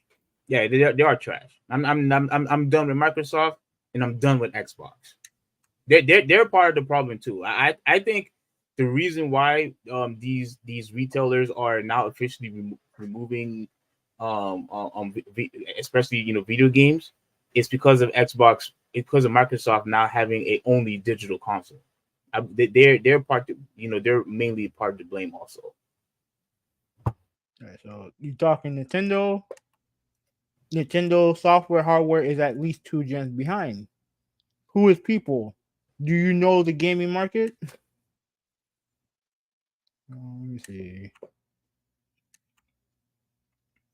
Internet speeds. Well, when I say people, the people who I'm mainly targeting are the ones that say, well, are pretty much in agreement with me, but yet you're still supporting digital games. Like, I mean, I don't want to hear from you. Right. The, And kid- that's the like the, little kids growing up with with streaming and digital, things like that. Like, I could understand that point, but but as if all the adults or young teens or whoever, if we were still supporting physical media, like pretty much, let's say if physical games was outselling digital games, I think the digital market would still be alive. I honestly think they would still be alive because that's where people are spending their money at. But it is what it is. Personally, I don't really think Sony, or yeah, I'm gonna include Sony on this. I don't really necessarily think that they care. I honestly believe that despite the fact that the disc drive console are outselling the digital market, digital console, I don't think they care because they want all the money for themselves. They don't want to share a percentage to the retailers. here's the funny thing. You say that, but the SKU that is the top selling for the Xbox is the $300 discless one. No, but I was talking about Sony though. Yeah, I know. But I'm just saying on the because yeah, obviously I think most people prefer the disc drive for the PS5. But on the Xbox, the console that sells the most is the $300 one without the disc drive. Okay, yeah, mainly because of Game Pass, like you mentioned. And the price too. Price makes a big difference. Yeah, yeah. Um, Critical Drop said not only GameStop but Amazon as well will do physical. Okay. Oh, okay. So we have at the very least we have two choices, because just not too long ago I went to freaking Brandsmart. Oh my goodness, bro! Like, same, like the picture that I showed with Best Buy, same thing. They had pretty much no games. All they had was these old 1999, old titles like Oh, games. man, I wish you would have told me that because trust me, if there's one place that you don't buy games at is Brent Mart. Their game section has always been garbage. But it got worse. Trust me, dude. It Yeah, got worse.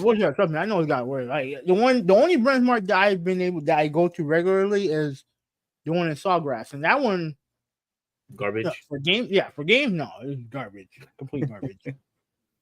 All right, Joe says that you're the only one complaining. Tech advances. This is the progress of tech. Floppy disks are gone, so are 8 tracks, same as cassette tapes. Tech advances, and he's not wrong when he said that. Every medium, every medium evolves, and some of that. That is true. That is true. But those are facts. But from what I've heard, a lot of the stuff that you play digital don't have the same quality as if you were buying a 4K, like let's say a movie in 4K. A lot of because I don't think Netflix and all these other streaming services even support 4K yet. So Understood, you're still getting the better quality if you buy the 4K disc. I get it, Steve, but you have to understand No, that no, but what. no, you say you get it, but Jabonis mentions that, tech advances, but yet you still have the physical Okay, media that is still far but advanced. what technology is more convenient? Watching it at 4K at your house, or watching a movie on your phone anywhere you want, anytime you want on your phone.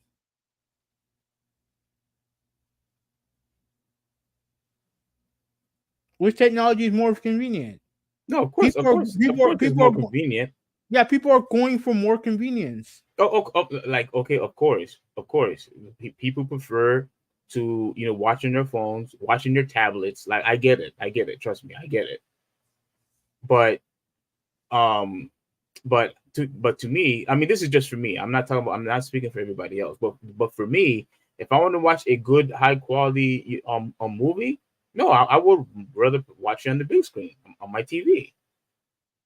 Pop the disc in, or or whatever. You know what I'm saying? But that's just me. That's just me. But the market, where the market is going in the direction of streaming, of convenience.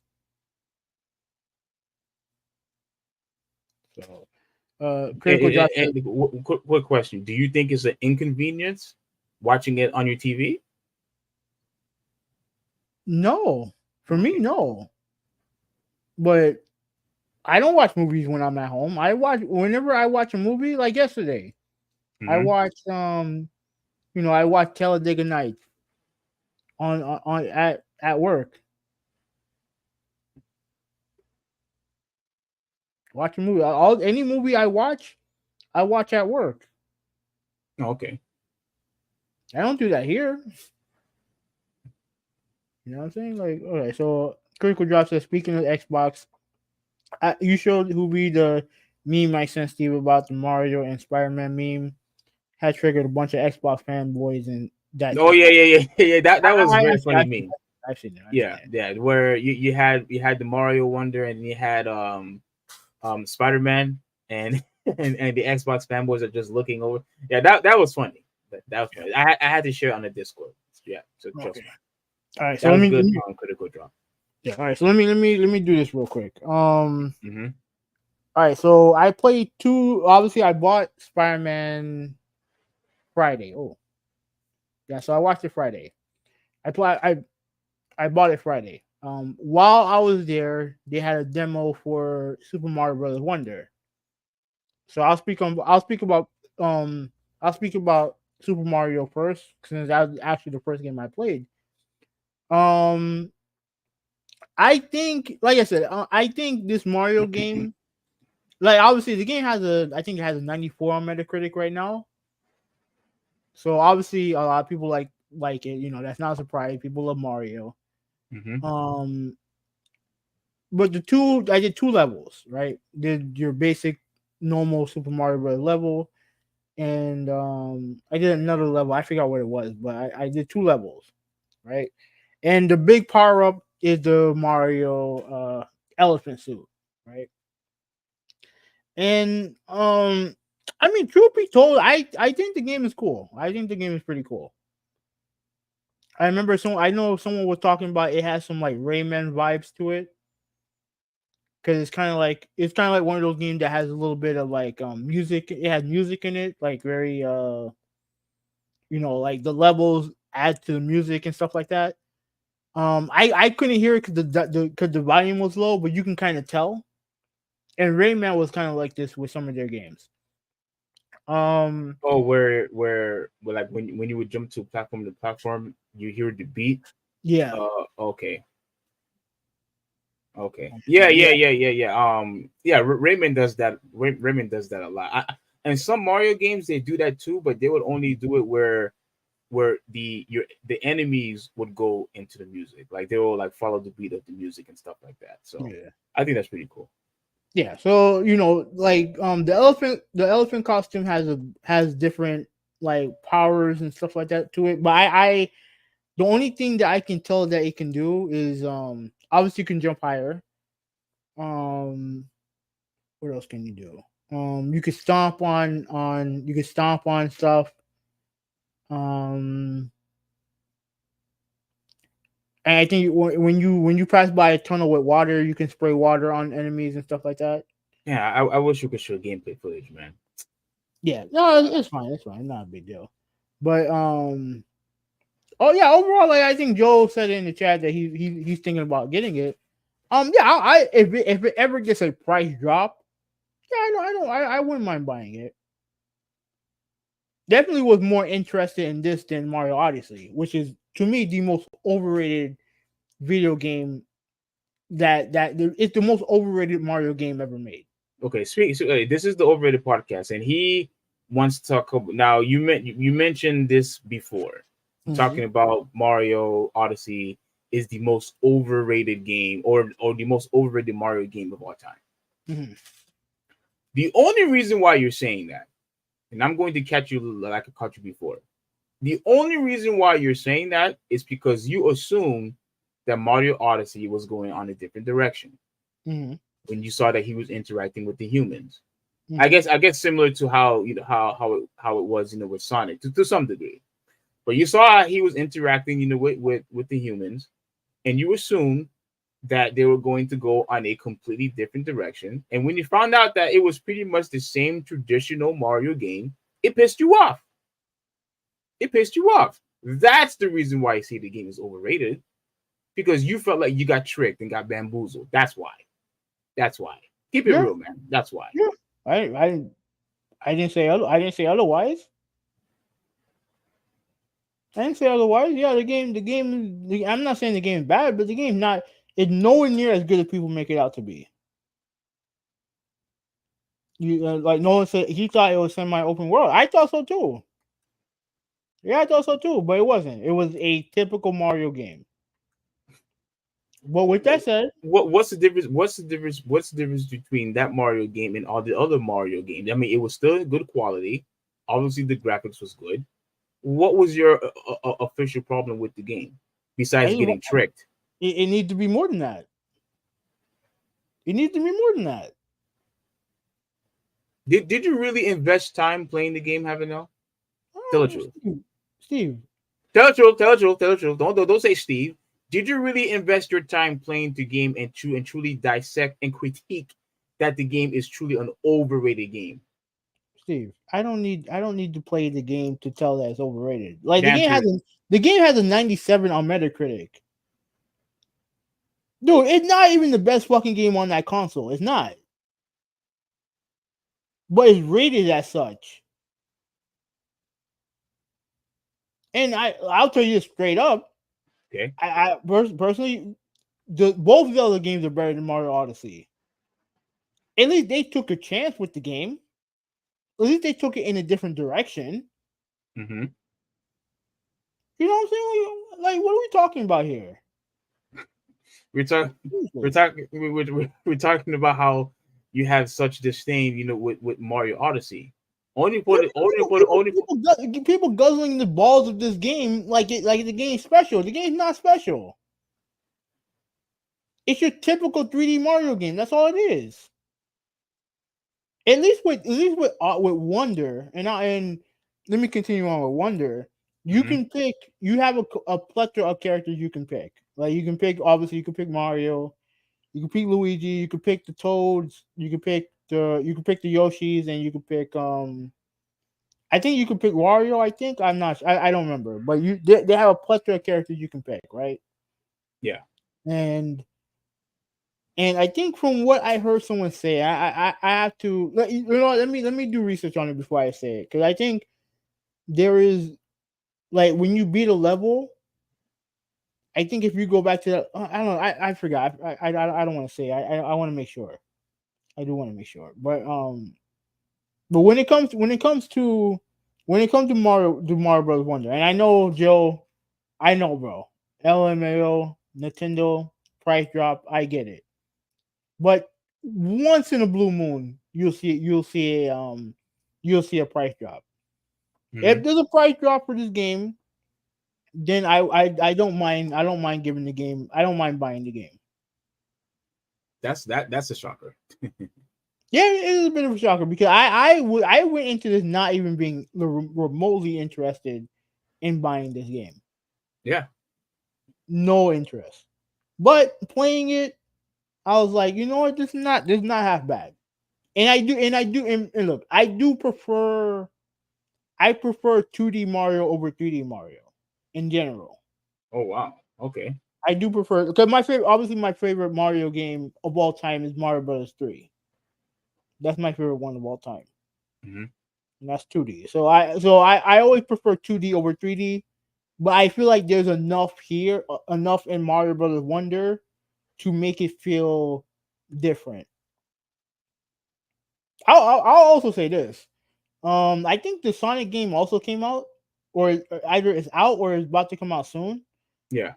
Like I said, man, I know people are not gonna like what I have to say, and it's still, even with some of the stuff they did in that game.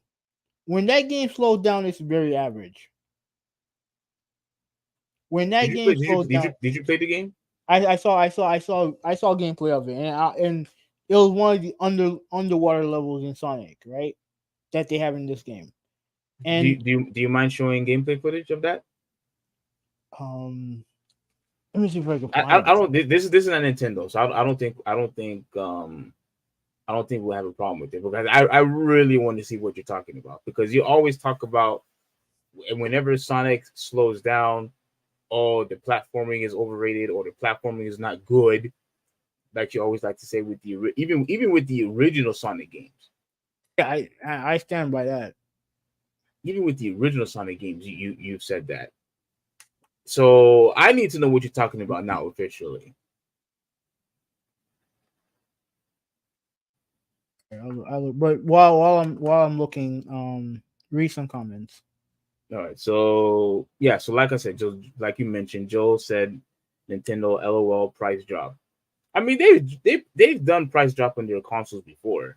With their games, not so much, but you know. You already read this one. He thought it was a semi-world open world. I mean, look, if everyone assumed that it was going to be an open world game, that's their fault. Because Nintendo, if it was going to be an open world game, Nintendo would have addressed it. They would have told you. But everybody assumed, and is that Nintendo's fault? No, that's your fault. FY, this Um, is the IG review. So yeah, we don't need to yeah, listen to the whole thing. But what was the score that yeah, they I'm gave not. it? Well, let me fast forward. Uh, And Jabanis says let's Sonic see. looks like Sonic It looks should like be a rear coming. end. I don't know what you're talking about, Jabanis. To me, I don't see why you have issues with the graphics in this game. Haven't you think the graphics in this game look bad? Super Mario Bros. Wonder looks a lot better than this. No, that's not what I asked you. Does it look bad? No, it don't look bad. But when you compare it to Mario, it don't look as good. And when you come out the But same day, yeah, you're gonna have the comparisons. look, but the reason why no, I don't care about that because Jabanis said it looks like a rear Yeah, end. 7. So if I want to know based on your opinion, do you also think it looks bad? Because Jabanis thinks it looks bad. I don't think it looks bad, but I don't think it looks as good as Mario. Yeah, I'll agree with that. Now it gave it a 7. Like, do you know what the complaints were? No. But I did hear people talk about it, Mm-hmm. and if I'm not mistaken, I think they mentioned something about I guess they didn't like some of the boss fights in the game, But they were too hard. and no, not too hard. No, like the way they're done is weird. You have to listen to them. I'll link you the audio when I get a chance. Okay. But but yeah, no, but I was looking at some of the and I hate underwater levels in Sonic because it's so boring. The It's reason boring. why I always loved the underwater games for Sonic because unlike Mario, because somehow he could stay underwater forever.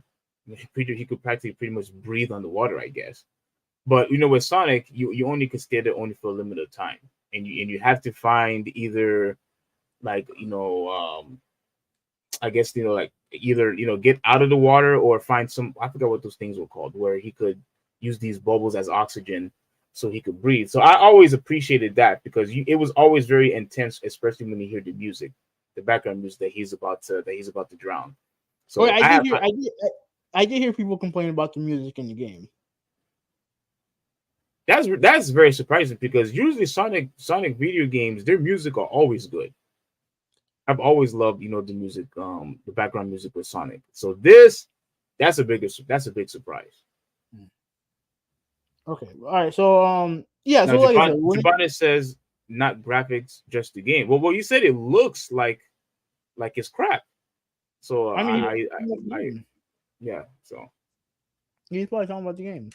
But all right. So Super Mario Brothers Wonder, like I said, if it ever does get a price drop, then I'll give it. I'll consider it. I'll consider buying the game. Now, a game I did buy was Spider-Man 2. Now I'm only an hour in. I'm only an hour in. Any So gameplay footage? no, I don't have gameplay because Uh, if I no, I'm gonna tell you this, if I put gameplay footage in, it's gonna be a bit of a spoiler if you haven't watched the trailer. And I don't want to do that to you. I think I don't know if you watched any trailers for the game or not. I watched some of it. Yeah. Yeah, I didn't like I didn't want to spoil it. 'Cause I know Spider-Man, you know, the story and the bad guys. I know that's important in games like that. So I didn't record any gameplay, but I will say this: the opening mission is pretty crazy. Wasn't that the Pretty one crazy. where they showed at Game Fest? No, Oh, not that one. Okay, that was something different. Okay. yeah, like I don't want to say for people who don't know. I don't want to say because I don't want to spoil it for people. But the first mission that you're doing is pretty nuts. Yeah. Okay. Um, so like I said, I'm an hour in. Do, what you're doing, you're obviously you're going back and forth between Miles and Peter. I mean, that's not a surprise. Each guy has not only do they have like obviously they'll have their own separate they obviously they have their own separate missions and stuff like that.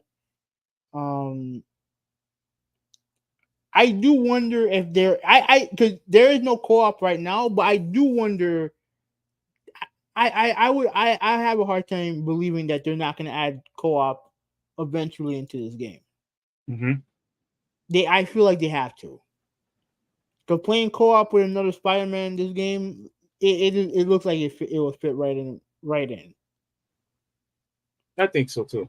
Yeah. Yeah, I think it should fit right in. Um, like I said, you like just like in the previous games, you'll have your enemies, like you'll have more than one bad guy. That's not a spoiler. Um,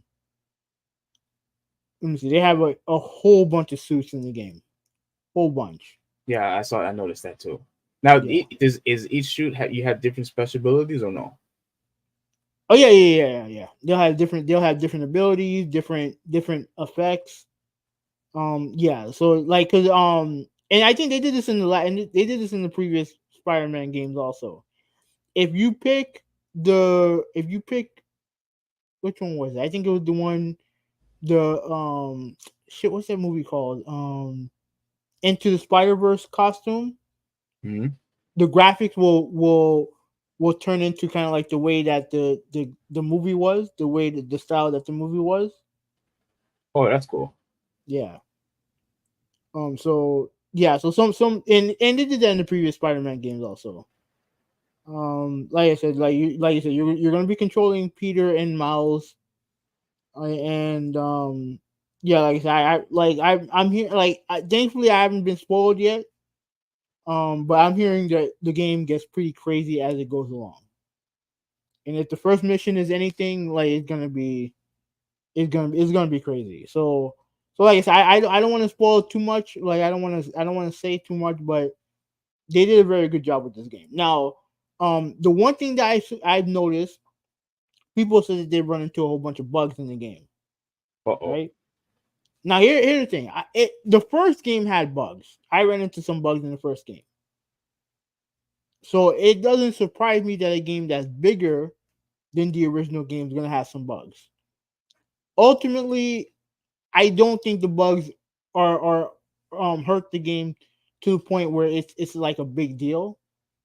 Like I said, I'm just talking about me. I really only ran into one bug so far. Mm-hmm. Right? Where I think I got stuck in something and I died. But yeah, like I said, it went back and I was fine. Um like I said, I'm like I said, I'm only an hour in, and I'm already liking the story so far, and I'm looking forward to playing it further. Okay. I'm looking forward to playing it further. So yeah, we can move on. All right. So Joe Alrighty. Joe Joe said that I'm gonna play it now. Junior's been hijacking the PS5 the whole weekend. Well, it looks like you're gonna have to buy two. I All think I right. think I think you only have two. Well, if you have two, then you have nothing to complain about. I don't know. Nothing to worry about. He'll let me know. He'll let me know. Well, go ahead. These are your topics now. Yeah. Alrighty. So, I guess we're talking about. Are we talking about the load management one first? Or GM Yeah. Okay. All right. So I'm going to be sharing this because I'm gonna try to make this short. We're actually doing good on time. And I'm going to say that it looks like I was right when it comes to load management. Now, No, for those of no, you weren't. But we can continue. yeah, yes, I was. For those of you who been listening to our podcast when we would talk about load management, I have always said that players should play if they're especially if they're healthy, they should play 82 games. That's how it was back then, and that's how it should continue. But when you have guys who constantly taking days off, it compromises the product as a whole. Now, when it comes to this, as y'all can see, it says NBA says load management no longer supported by scientific data. Every player should want to play 82 games. Mind you, also, especially when you are getting paid, you should play all 82 games every single year, especially if you are healthy. So I'm not going to read the whole entire thing. I think the title pretty much speaks for itself. But let's just look at this real quick. And it says a top NBA official said teams generally practice of resting players to prevent future injury and extend careers. Commonly known as load management, a term ingrained into the I don't know what the lexicon of the sport over the past several years, as some of the biggest stars miss huge amount of games, is no longer supported by scientific data held by the league. Oh gosh, what is this? Yeah. You can't Uh-oh. see it. Mm-mm. Create. What? Uh-oh. What Yeah, is hit saying? with a Oh, paywall. for? Yeah, hit with a paywall. Create a free account to continue reading. Okay. I'm not paying for this. I am not paying for this. So I'm going to look for another article. Screw you guys. Screw you guys. Hang on a second. Mm-hmm. In Now the meantime, you let's see if we have any comments. go ahead and talk while I'm looking for it. Hmm? Go ahead and compete. Go ahead and talk while I look for another article. Kill some time. Okay. Here's Adam Silver. So I have an interview with Adam Silver that I wanted to share. Let me see if I can get the. Can you hear this? Oh man, yeah, this game is getting real good. Oh, go ahead. Can you hear that? Yeah. Did you hear this, right? Yeah. Okay. Concerns about players treating the regular season with the level of priority. So let's so he's interviewing Stephen A.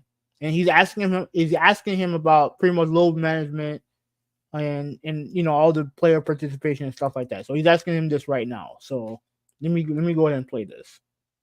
Concerns about players treating the regular season with the level of priority you guys would like. Speak to that for a second in terms of the player participation policy, the reason you felt the need for it and how you think it's going to work. Absolutely. And in fairness to our players, it was as much a team issue as a player issue. And now you heard that, right? Mm-hmm. What did he say? He said that that it was a team issue. Mm-hmm. It's a team issue. Yeah, which is what I said. But as a player issue. No, it is. It's as much a player issue as it is a team issue. Yeah. So he's acknowledging that it's a thing that he has to deal with when it comes to teams also. Because again, there's not. I guarantee you. Now again, I don't know if every player wants to play every 82 games. I don't know. But I guarantee you that a lot of the time, teams will prioritize players getting a rest over than playing a game. I guarantee the teams are doing that more so than the player. But like Adam's saying that it's 50-50 pretty much. But let's continue. Let's continue. I understand it. I think in the day and age of analytics, teams, and we're seeing this in all sports, they become laser-like focused on the ultimate prize, which is winning the championship. And then which is what I said again. Their focus is on winning the NBA championship, which we all prioritize. We all want them to prioritize winning a championship. Okay. willing to sacrifice, in essence, in some cases, fan interest during the regular season, because at least from their standpoint, they had data that was showing them that if they rested players tactically, strategically at certain games, they would be better off.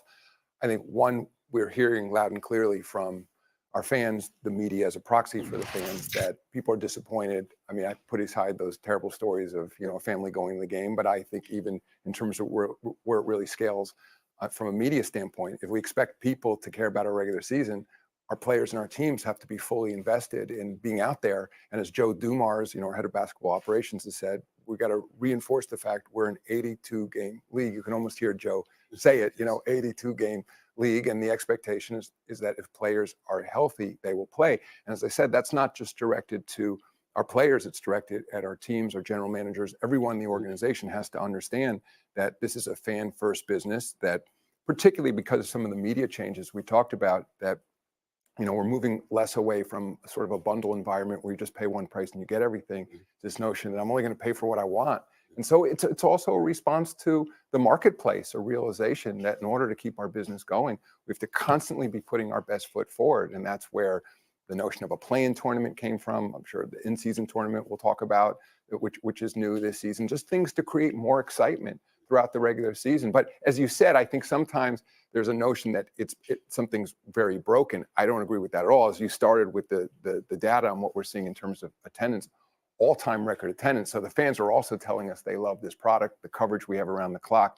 I think this is more a little bit around the edges, because by all means, and again, going back to Joe Dumars, during his day, he'll tell stories. A lot of players you and I know well, former players, played when they shouldn't have been playing. And there's no attempt here to turn the clock back. We're not looking for guys to play through injuries. We're just looking for guys to recognize that, we got to be focused on the fans, and that if you're healthy, maybe a little bit banged up, the expectation is you'll play. Even, and I think this gets a little bit confused too. There's what Joe Dumars has out been saying recently. It's sort of the headline is load management doesn't work. I think what we've learned is it doesn't necessarily work in terms of injury prevention, but there's no question that if you're playing in the second game of a back-to-back, there's diminished performance to a certain degree, to the extent guys are tired or they've been playing multiple games on the road. Their performance will dip a little bit, but it's still the expectation that if you're not going to hurt yourself, you got to be out there. What about the?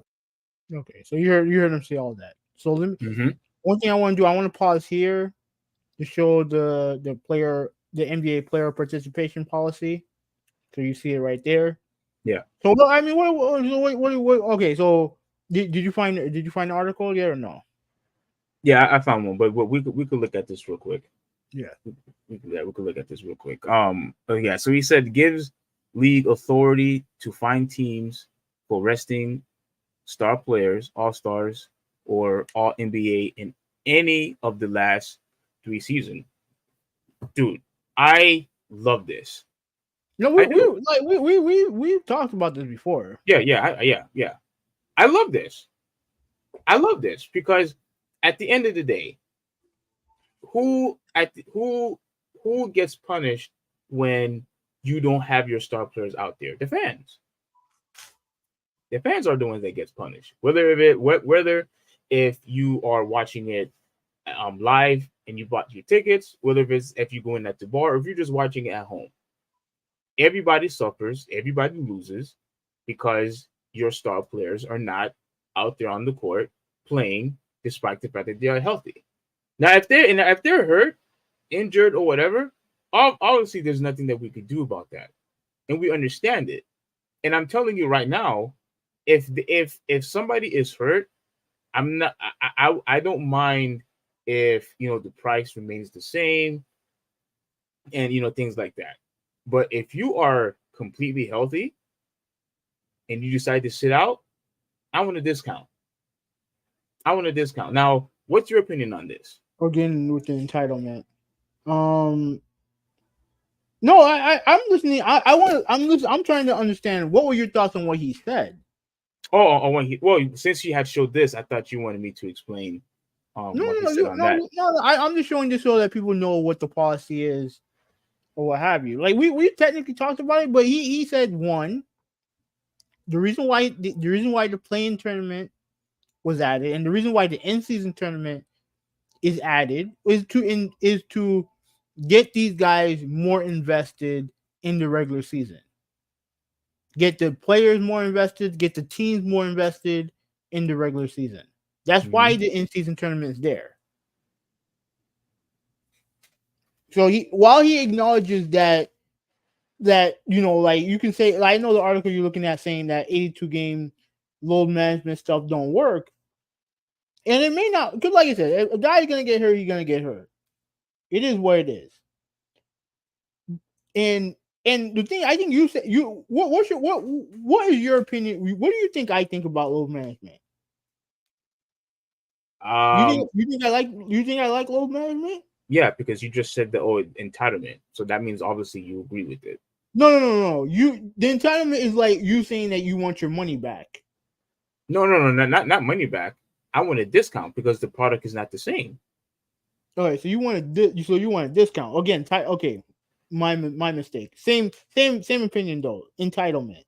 How is it entitlement when I just told you the product is no longer the same? It may not be the same.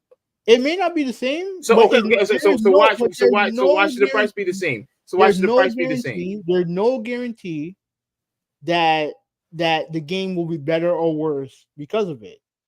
Oh, come on. That is ridiculous. That is ridiculous, dude. No, it's not ridiculous. It's not ridiculous. You have no look. It don't matter who's out there. Just because you have a better chance of winning a game, of having a good game if Steph Curry plays, but there's a chance that your team loses by 40 even if he's not there. You have no idea, especially in today's NBA, where pretty much teams who hit the most threes normally wins. You have no idea whether or not, obviously you want to see the best players play, but the result, them being a better product because of it, is not guaranteed. It's not guaranteed. Even if it's not guaranteed, that's who people want to see. So it doesn't matter. All right, but you're asking for a discount. Like, no, you're not getting a discount. Yeah, we should have a discount. No, you shouldn't. Look, we should have a discount if your intent is to rest players who are healthy. Why should we be punished when you are healthy enough to play? And that's what they're trying to get rid of. They're trying to get rid of teams who rest players who are healthy.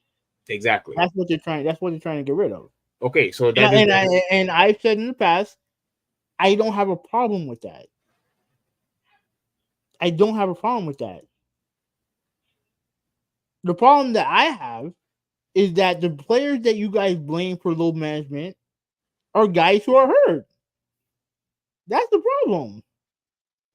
That's my only problem with you guys' problem with load management, is that the people who you blame for load management are guys who are hurt, like Kawhi Leonard. The reason why he has to deal with load management is because he has a degenerative knee condition.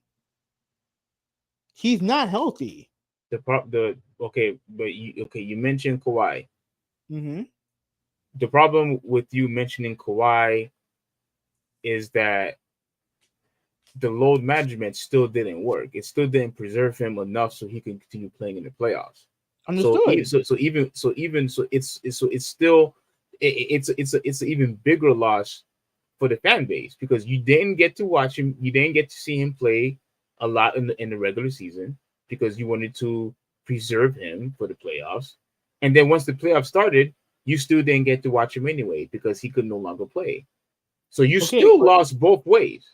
But who do you think this rule is made for? You think it's made for a guy like Kawhi Leonard who struggles with injury, or is it for a team that will rest Steph Curry. Well, if it's for the Warriors who will rest Steph Curry for no reason, or they'll rest, or San Antonio will rest Victor Wembanyama for no reason. Who do you think? Yeah. I think it's for resting, people like Steph Curry, because the Golden State are guilty for doing that. Resting LeBron James because he had a lot of But rest. here's the thing though. Like here's the thing. The exceptions. They in this rule they have the exceptions for like guys like LeBron and Steph who are like 35 and older. Yeah, and Chris Paul and whoever. Yeah, with heavy workload. So if they're playing like 30 minutes a game, like yeah, they're exempt from this policy. If you're over 35. Yeah. Yeah. So yeah, like I said, I don't have like I said, I don't have a problem with load management, but I don't have a problem with the NBA cracking down on it or kind of redefining it, as long as the ultimate goal for the NBA too, for me personally, for me it's two. Not necessarily get rid of back to backs, but get rid of stupid back to backs. Stupid back to backs. Like if What you're the gonna hell's have a a stupid team, back to back? is pretty much have the team play on the road one game, and then have them play at home the other game. If they're gonna do back to back, they should do back to backs at home. So no back to back road games. Unless you're in the same city. So like if you're playing in Brooklyn and then you play in New York the next day, I can do that. That's fine. If you're playing the Lakers one game and the Clippers the next game, I can deal with that. So what you're saying is they should get rid of road trips. No more road No, trips. you So can have you can have road trips. Like you don't have no, but like a long extended road trip. So like if you don't want them to have 3 or 4 games in a row on the road. So if you're Miami, you have to play Los Angeles, then you have to travel to Dallas, then you have to travel to New York. You don't want to go. You don't want teams to go through that. That's what you're saying. no. You can have road trips. Like, but as long as they're not back to back, because like or back to back to back. Like as long as it's not doing stupid. Like 4 games in 5 nights. That's dumb. 4 games, 5 nights. That's dumb. Because you can't sit there talk about wanting the best product, but you're putting them in the position to where they're not going to give you the best product because they're so fucking tired. I agree with that. You know what I'm saying? And that's the balance that you have to get. Like you can have a road trip, but like let's say if you have a 5-game road trip, have it over a week and a half. Have it over a week and a half. You know what I'm saying? Not have like 4 games in 5 nights because that's not good for your product.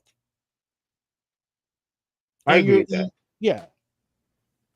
Yeah, and then was there something else I was gonna say?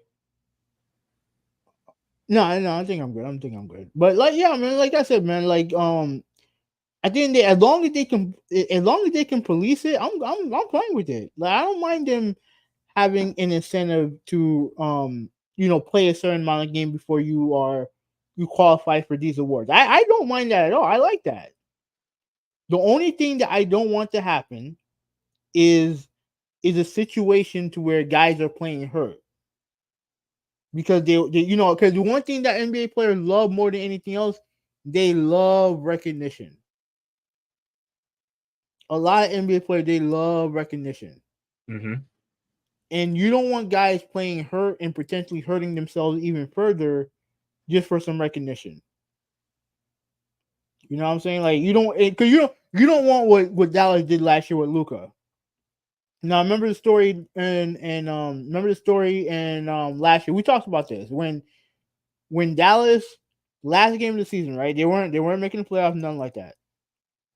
They had Luka play for like the first quarter, and then he didn't play the rest of the game. Mm-hmm.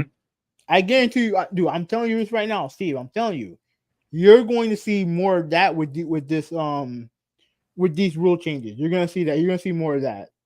More of Well, okay, maybe if you could go into more depth, like, because I'm not. Okay. Like pretty much, here's how. Okay, so let's take for example Luka Doncic, right? Let's say he played 64 games, right? Now their team's Mhm. not going anywhere. Team's not going nowhere. They're not making the playoffs, whatever, right? He needs to play one more game to qualify for MVP or All NBA, any of the awards that he can probably get. So what they'll do is because the Dallas Mavericks, they don't want him to play 40 minutes because they want a lottery pick, Okay. right? They want a lottery pick, so they don't want him to Oh, play Brock just threw another interception. Oh gosh. because Okay. they don't want. So what you're going to see, you're going to see guys if they're not feeling well, if they're not healthy, but they'll play like one quarter and then that's it. You know what I'm saying? Oh my They're gosh. just out there. They're just That out would there be for awful. yeah. They're just out there for the sake of being out there. You know what I'm saying? So yeah. So you're definitely gonna see more of that next year. Okay. And do you think that's good?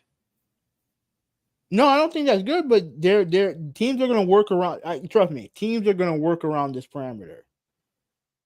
And the first team I'm looking at, San Antonio. San Antonio, because I'll tell you right now, because they have a kid, Victor Wembanyama, that people are gonna want to see play. Yeah. People are gonna. Cause I saw the dude play against Miami. That dude's skill level is scary. Oh, absolutely. He's a more agile of a freaking Yao Ming. Like that's Yeah, freaking scary, dude. yeah. Guy that tall. I've never seen a guy that tall be that athletic and have those type of skills. We're Yeah. talking like guard type skills.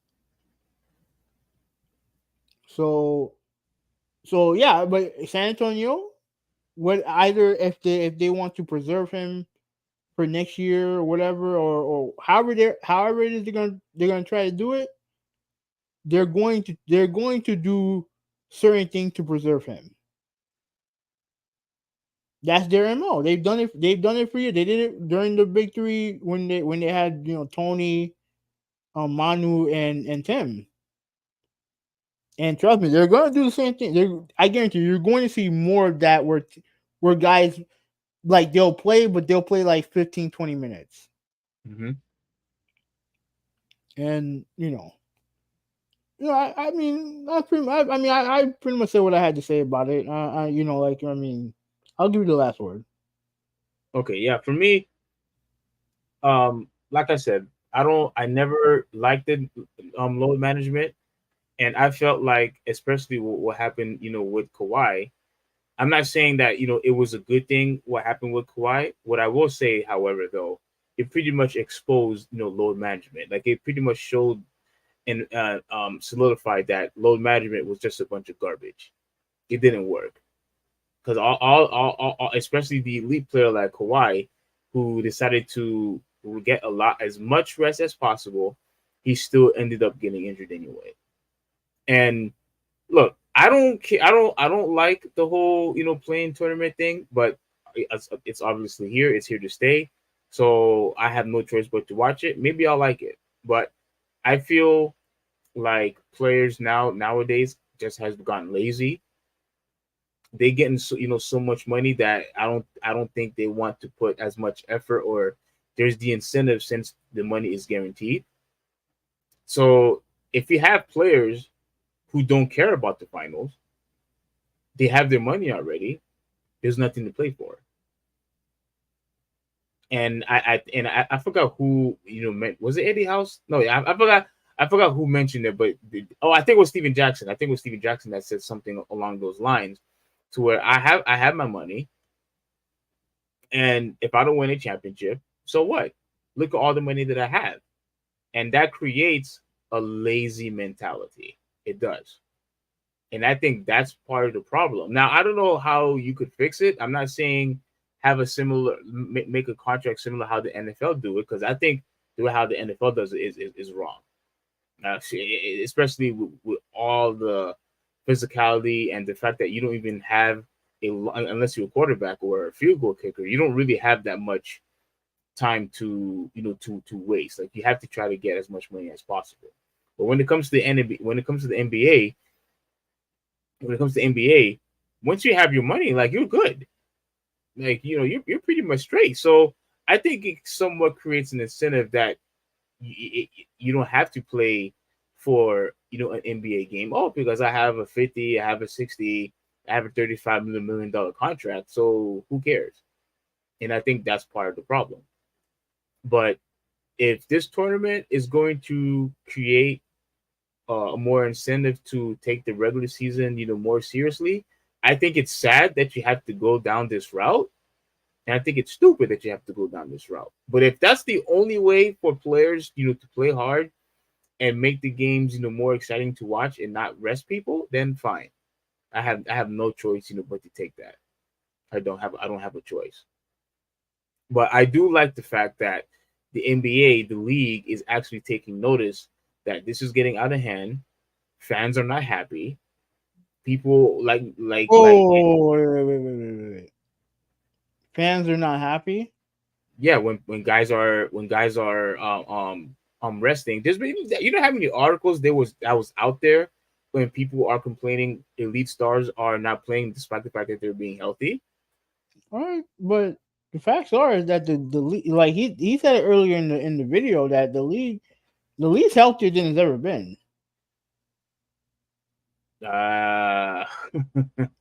It's funny. It's really funny that he said that now. Okay. I find it to be very, very, very suspicious for him to say that now. Well, all right, that's fine. That's fine. But I know, but I get what you're saying. Like obviously you want your top guy to play every day. I get it. All I'm saying is that if the NBA wants that, then there are something that they have to do in order to fix that.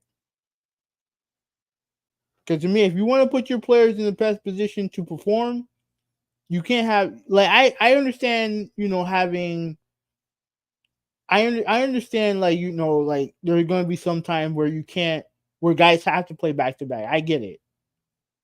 Mm-hmm. But cut back on that. Don't do the 4 games and 5 nights thing, because that's dumb.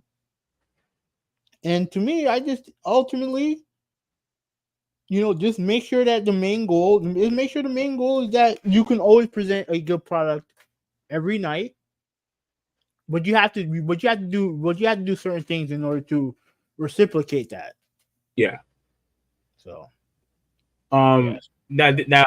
Now, there's one thing I want to play. I was able to find it. It was I'm not going to read the article because I think we pretty much said everything we need to say. But I want to play this video once again. I know you don't like these people, but at first I actually liked the idea, but I said to myself, let me think about it first. But I am very curious of what your thoughts with this idea is.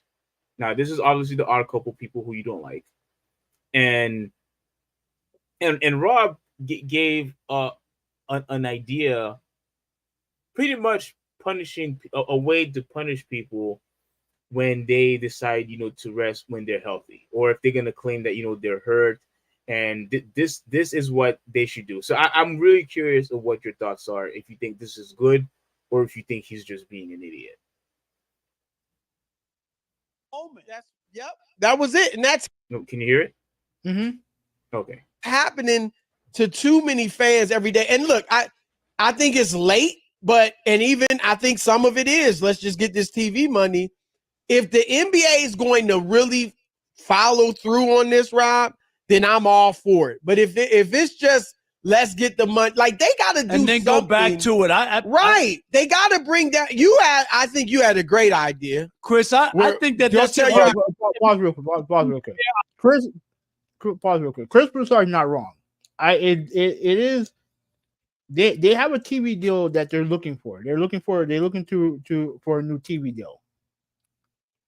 So obviously now they want to sit there and say, oh, load management It's not this. It's not that. Now they want to go to that now when they have a TV deal coming up in a couple years.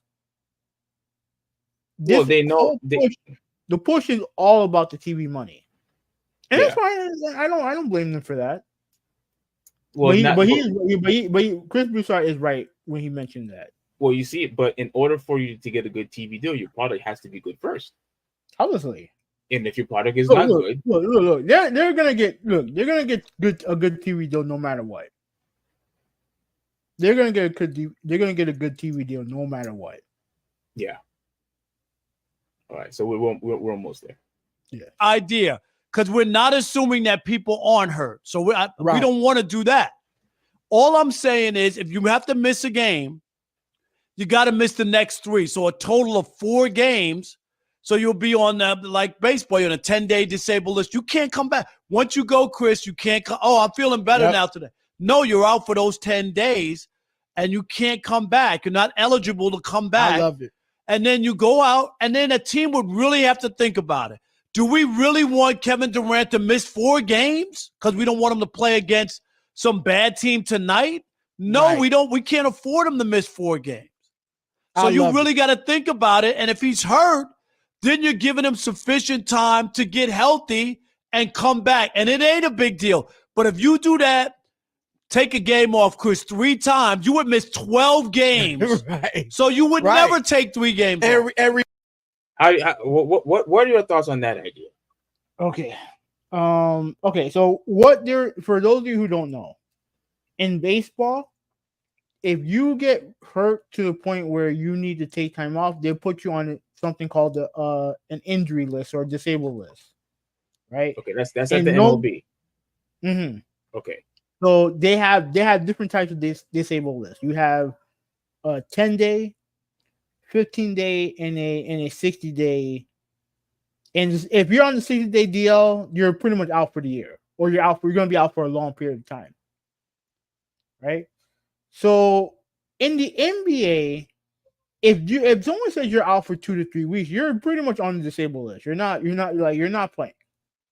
Right? You don't have a set time to come back.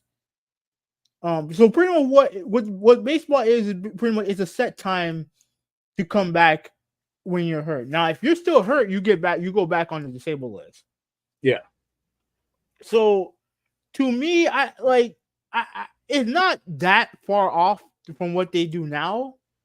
It's just that now because some NBA teams are kind of secretive when it comes to this type of stuff, because the Heat are. When it comes to injuries and stuff like that, they're very secretive when it comes to that. Mm-hmm. Now, if you add a disabled list, now the secrets are now out. So you don't have any more secrets. You really have no more secrets. You know who's playing, and you know who's not. Yeah. So, to me, I don't know if it I understand what he's saying. It just depends on whether or not the NBA wants to do it or not. I don't know if it's that big of a deal. You know what I mean? Okay, so you don't think his idea is stupid or he's being an idiot? No, because they do it in baseball. The big difference is baseball is 162 games. Yeah. So you're playing twice the games, and now in baseball you're pretty much playing every day. You're playing 3-game series and stuff like that. So you're playing pretty much every day. So yeah, it's not a stupid idea. I just don't know. I don't know if the NBA will go for it. The reason why I was trying to figure out, okay, is this a good idea or just a bad idea, is because I know there are situations to where players, for example, let's say somebody had a okay, do you remember a while back a situation with Kobe Bryant? He had I think he had a dislocated finger or broken finger, but yet he was still able, to play through it. Now, yeah, that is obviously a legitimate, injury. You know what I'm saying? That is someone who, if you want to take time off because you have a broken finger, now you will have, situations, back in the day where they'll say, oh, toughen it out, or you have a bruised thigh or something like that. Oh, you could still play. It's not like as if you are unable to play. You're not 100% healthy, but you could at least suck it up and do whatever it is that you could do and play. Situations like that, if somebody wants to sit out, I have absolutely no problem with that. But I still think what Rob Parker is saying, that rule should still be implemented if you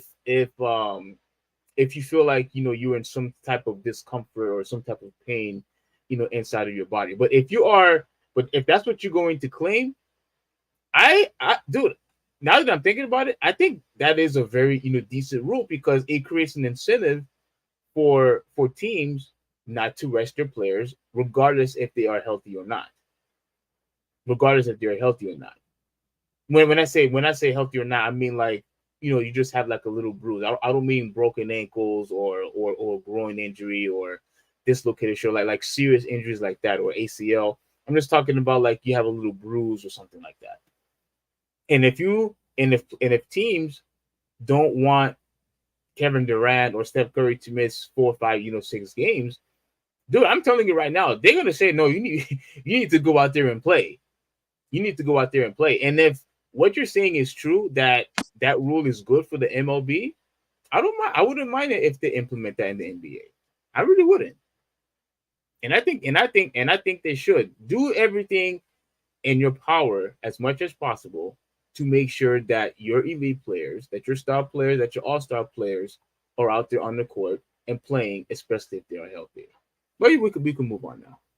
Okay. Let me see. Let's see if I see some comments here. All right, so Nolan said that tell Joe Jr. he's getting Debo'd back. Hey, what just happened? Did the Vikings go for it and then they they attempted a field goal and they missed. oh wow, so okay. So San Francisco's still in the game. Mm-hmm. Oh my God, San Francisco could actually win this. Oh, that'll be awesome if Brock Purdy. For those of you who are not noticing right now, it's a very close game. Never mind. What just happened? It looks like you're way ahead of me. What happened? You'll see. All he did was just spike the ball. You'll see. Dang, if he just spiked the ball and you're saying, "Oh, we'll see," you're at least like 2 minutes ahead of me. That's interesting. You're at least 2 minutes ahead of me. Like that's crazy. Oh man, let me see. Oh my gosh! You cannot. Are you serious, dude? You guys were going down the field. Oh no!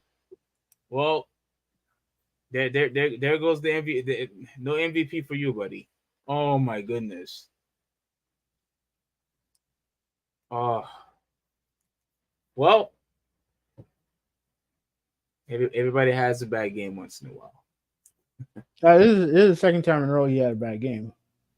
Oh my gosh, bro! It doesn't surprise me that when his skill guys get hurt, he starts to struggle. So, like I said, you need skill guys. You need guys who are good to succeed. If you're a quarterback, you need those guys to succeed. Oh my goodness, that was bad. I don't know what in the world he thought he saw. All right, so Joe said that Steve wants a discount on his meal at Applebee's because the regular line cook is out. I mean, it's not the same, but okay. You said that Huvi's not wrong about entitlement. I mean, look, you that's fine that you agree with Huvi 186, but all I'm saying is if you're not going to put your best guys out there, and especially if they are healthy, yeah, I should get a discount for it, because you're intentionally sitting guys out who I want to see, and there's nothing wrong with them. That's not being entitlement. That's just being realistic. Okay. I heard Nolan said I heard Steve demands profession for his wait staff. Oh, he's talking about the restaurant. Yeah. Yeah, absolutely. Absolutely. Yep. And Vikings won with an interception. Yeah, it's funny how he skipped Randy's comment. Yeah. Yeah. Shout out to Ryan Meadows. But all Um right, go ahead. Talk about James Harden. yeah, this is going to be quick. We're almost at 3 hours in, so that I'm gonna try to make this quick, right? Um, okay. Before I pull out the article, Mm-hmm. we've been having situations with James Harden and the constant drama that this dude has been getting involved in over the years. We already know the situation, what happened with Houston. We know the situation, what happened with him in Brooklyn. And now we talked about this, maybe about a month ago, where you played a video of him. I think he was in China or somewhere like that, and he said that he did not, want to, or he said he was a like that he was a liar, blah blah blah blah blah, right? Mm-hmm. And now we have the same guy, James Harden, who elect not to come to work. Once again, everybody, part of your job is not just to play a game. Part of your job is to talk to the media, to practice, to do your workouts. All of that is included in your contract. That's part of your job. That's your job. And for James Harden to not participate, to do his job, right now, to me, not only is he acting like a drama queen, but I'm going to take it worse. He's being a Ben Simmons 2.0. That's what he's being right now. A Ben Simmons 2.0. A guy who's being defiant, a guy who doesn't want to practice, a guy who knows that his team needs him. He's letting his fans down. He's letting Joel Embiid down. This type of stuff is unacceptable. Unacceptable. Now, before I continue on, Habanel, there were some talks that said that, well, he did what he had to do because of broken promises. Mm-hmm. Do you believe that a broken promise, do you think what he's doing is justifiable because of the broken promise? Oh no. You're a fucking professional. Okay. You're a professional. Like I said, you don't have to be. First of all, you don't have to be friends with your bosses. I don't like. Yeah, I've never always liked my boss, but I always come into work and do my job. That's funny. No, in this case, he had the power to ask for a trade. You ask for a trade. Like if you feel like it's your right to not come to work, whatever, then do what you gotta do. Just he should get fined for that, just like Ben Simmons did. But it is what it is. There was something I was gonna say. Go ahead. I don't remember. But go ahead, continue. Oh, you don't remember what you was gonna say? No, I don't remember. Okay. All right. So yeah. So we have that. So we have that situation. Now there was another situation. Now, oh yeah. Let me share my opinion of James Harden talking about broken promises and talking about money. Now, when it comes to money, we're talking about your future. We're talking about you pretty much your well-being and things like that.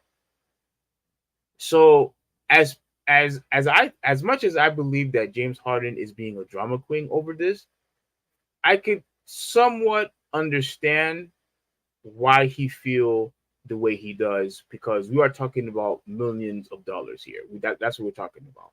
We're talking about millions and millions of dollars here. So for those of you who don't know, James Harden, I if I remember correctly, now correct me if I'm wrong about this movie. If I need some correction, just help me out. Mm-hmm. He was supposed to have, I guess, crap, what's his name? Crap, what's his name? Daryl Morey. Yeah. Thanks. So Daryl Morey was supposed to he was supposed to have an extension, like extend his, like have a long contract, correct? He was Yeah, supposed to have a long contract. yeah. Now, But the thing is that it was either to do that or get traded to a team that will give him that extension. oh, I forgot about that one. Yes. Now, both for right now, both promises have been broken. Mm-hmm. Both promises have been broken. Here's the thing that I find very, very interesting, because I already said this before, and I'm going to say it here. I understand James Harden's point. We are talking about millions of dollars. The problem is, though, ladies and gentlemen, is that when you hear talks of you wanting to go to Houston, you pretty much you pretty much forfeited that contract. I mean, at least in my opinion, because if your goal of if your intention was to leave Philadelphia anyway, and if I know about it, well, you're pretty much trying to screw me over. You're pretty much screwing over me. You're pretty much screwing over the whole entire team by wanting to go to Houston anyway. So the thing is, I'm trying to juggle and figure out which side I'm supposed to go along with. But I'm gonna have to say, you know what, Huvi, you're absolutely right. Oh, here's the article. That you're absolutely right. If this is happening to you now, you still need to act like a professional. For goodness sakes, this is the third team that you're going to act like a drama queen, and now you're gonna have a situation to where it's gonna cause a distraction. You're gonna have situations where the team is gonna ask, okay, is he going to play or not, etc., etc., etc. Fans are going to figure out, are you going to play for us, yes or no? And the fact that you already like Philadelphia have already been through this with Ben Simmons already. They've been through this with Ben Simmons already. And the fact that you firsthand witnessed the exact same thing of what Ben Simmons did to Philadelphia, and now you're pretty much duplicating what Ben Simmons did. Like, and not only that, but the team, Houston, where you acted like a drama queen over there, is the exact same team you want to go back into, where you purposely got fat, got overweight, and now you want to go back to that team. Or the team he wants to go to right now is the Clippers. No, but I'm talking about what made Daryl Morey, not have that contract in the first place, because he mentioned Houston first. Mm-hmm, yeah, but you're right. He wants to go to the Clippers now. But having now, don't you think at this point, he's pretty much hurting his future by doing this? Like, isn't he acting like a drama queen? Like, what's your thoughts of this overall? Well, I mean, I've always known him to be like, come on, look, every place that he's gone ever since he left OKC, he's asked out. Like, he asked out of Houston after all those years, and even in Houston, I understood because like that team was not going to win in the state that they were in. Yeah. So he was like, all right, let me go to a title contender. Right? He originally wanted to go to Philadelphia because he wanted to reunite with Daryl Morey, but instead he goes to Brooklyn. And then, like I said, the whole thing happened with Brooklyn. So and I guarantee he asked for a trade in Brooklyn. He clearly did. But he was coy about it in Brooklyn because he didn't want people to think that he didn't want people thinking that, oh, he just, anytime he's unhappy, he asks for a trade. But the problem is that every time he's unhappy, he asks for a trade. Yeah. It is what it is. And then now, the reason why I think he's so brazen now about it is because in his mind, he can justify asking for a trade by putting it on Daryl Morey. That have led the league both in scoring. Because now he can blame Daryl Morey.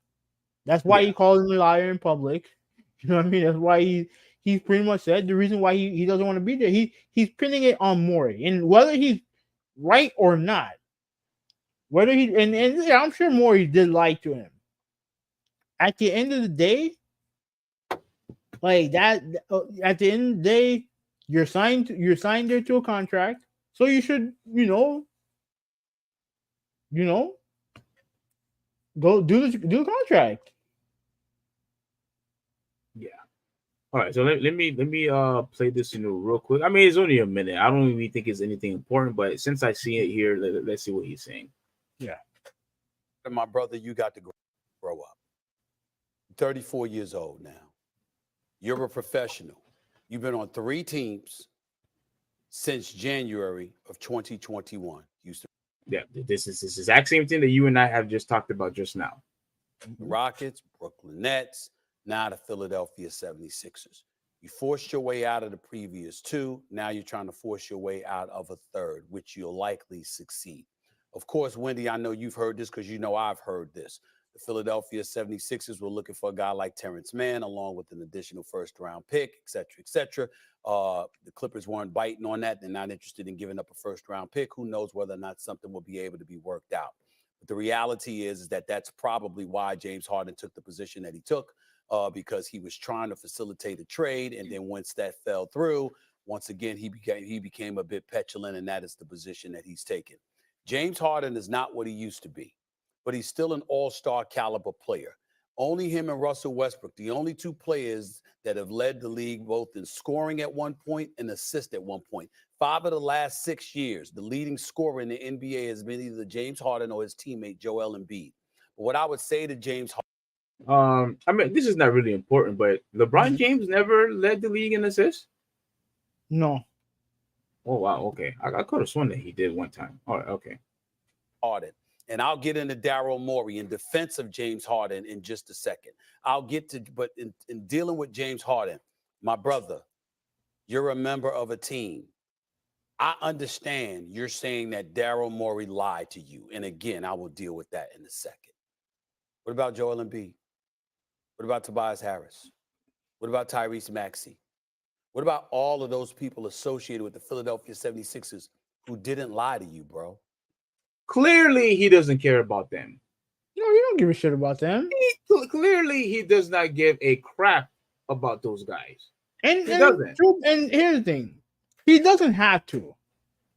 He doesn't have to. But the thing that I agree with, Stephen A. Smith more so than anything else is, bro, you're a professional. You are a professional. Trust me. If Damian Lillard, we know that he doesn't want to be in Milwaukee. I don't give a shit what he says. He doesn't want to be there.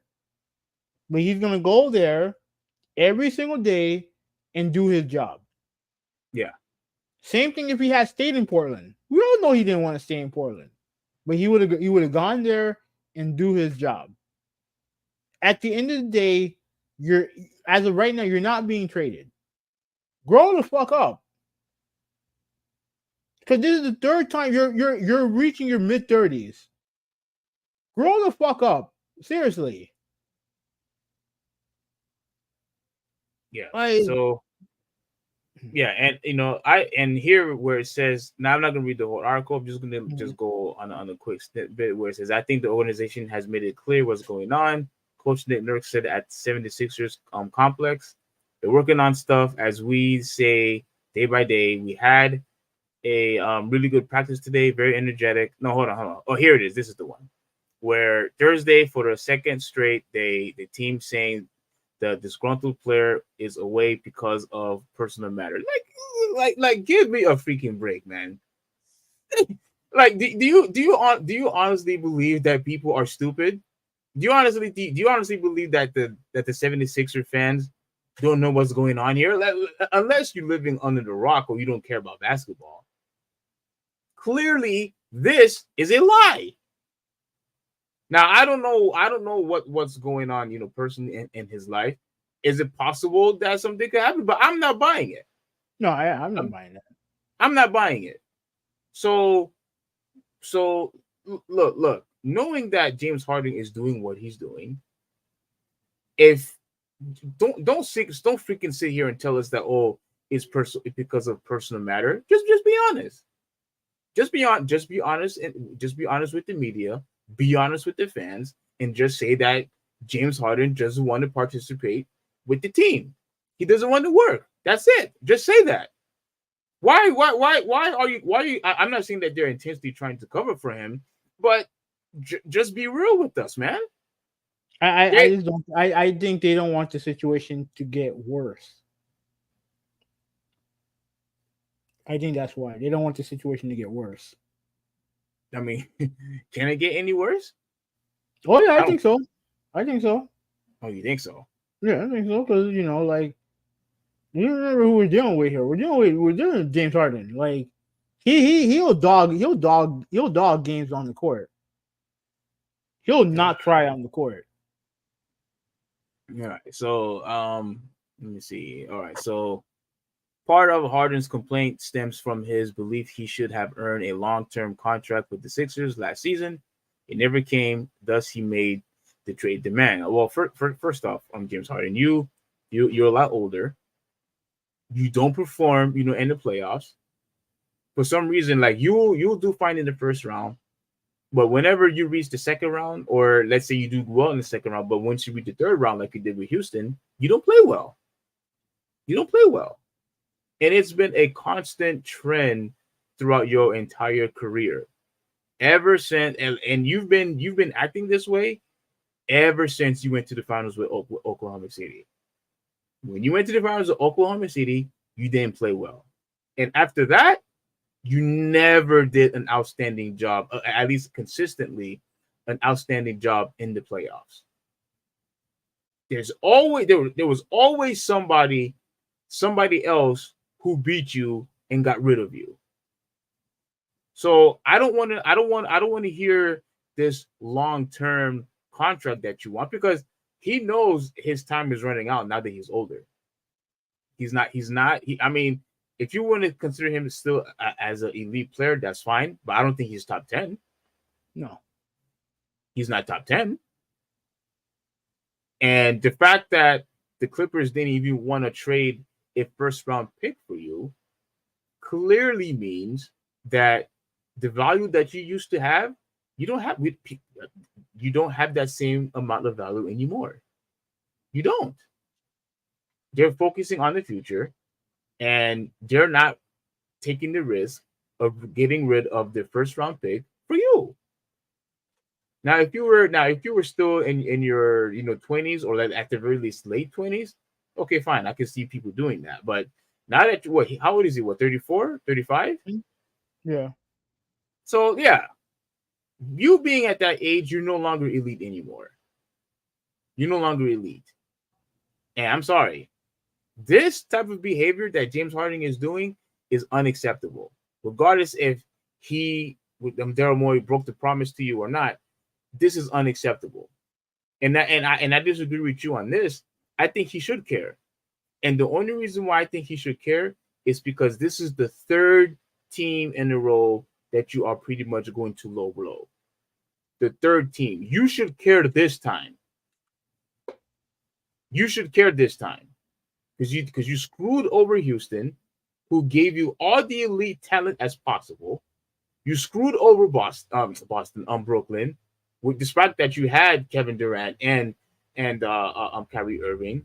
And now you're going to screw over the 76ers, which you have another elite player of Joel Embiid.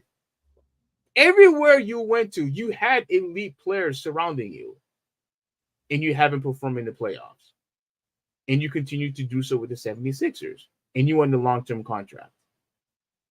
No, man. No. This is unacceptable. Shame on James Harden. And he was obviously one of my favorite players.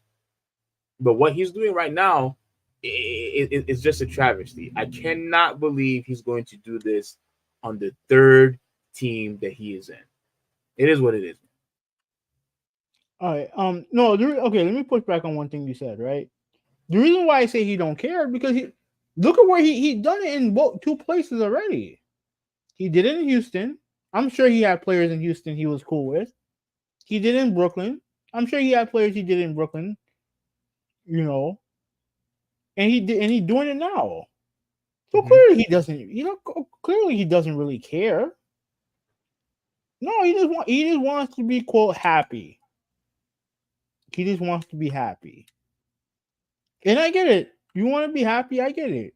But bro, you're being paid. You're being paid to do your job. And you're not doing your job, and all you're doing is just going from one place to another, crying, complaining over this shit over and over again. Yeah. All right, so let me see. Because here's the thing, I want to do a favor because in the chat, Malta said that he wants us to show his regular season stats in his playoff stats. I'm looking for okay. Yeah, I'm looking for it right now because let me see.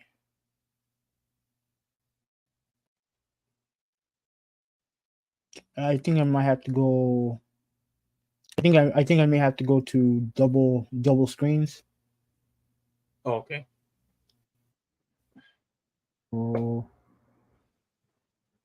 But we all know that his when it comes to the playoffs he struggles. But and like it's not really relevant to this situation. But to me, it's like you can't like, bro. Like at the end of the day, it don't matter if you like your boss or not. The facts are that you didn't get the contract you want, understood.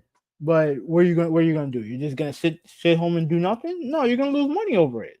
Yeah, you're gonna lose tons of money. Yeah, you're gonna lose money over it. So, I mean, that's something that you want.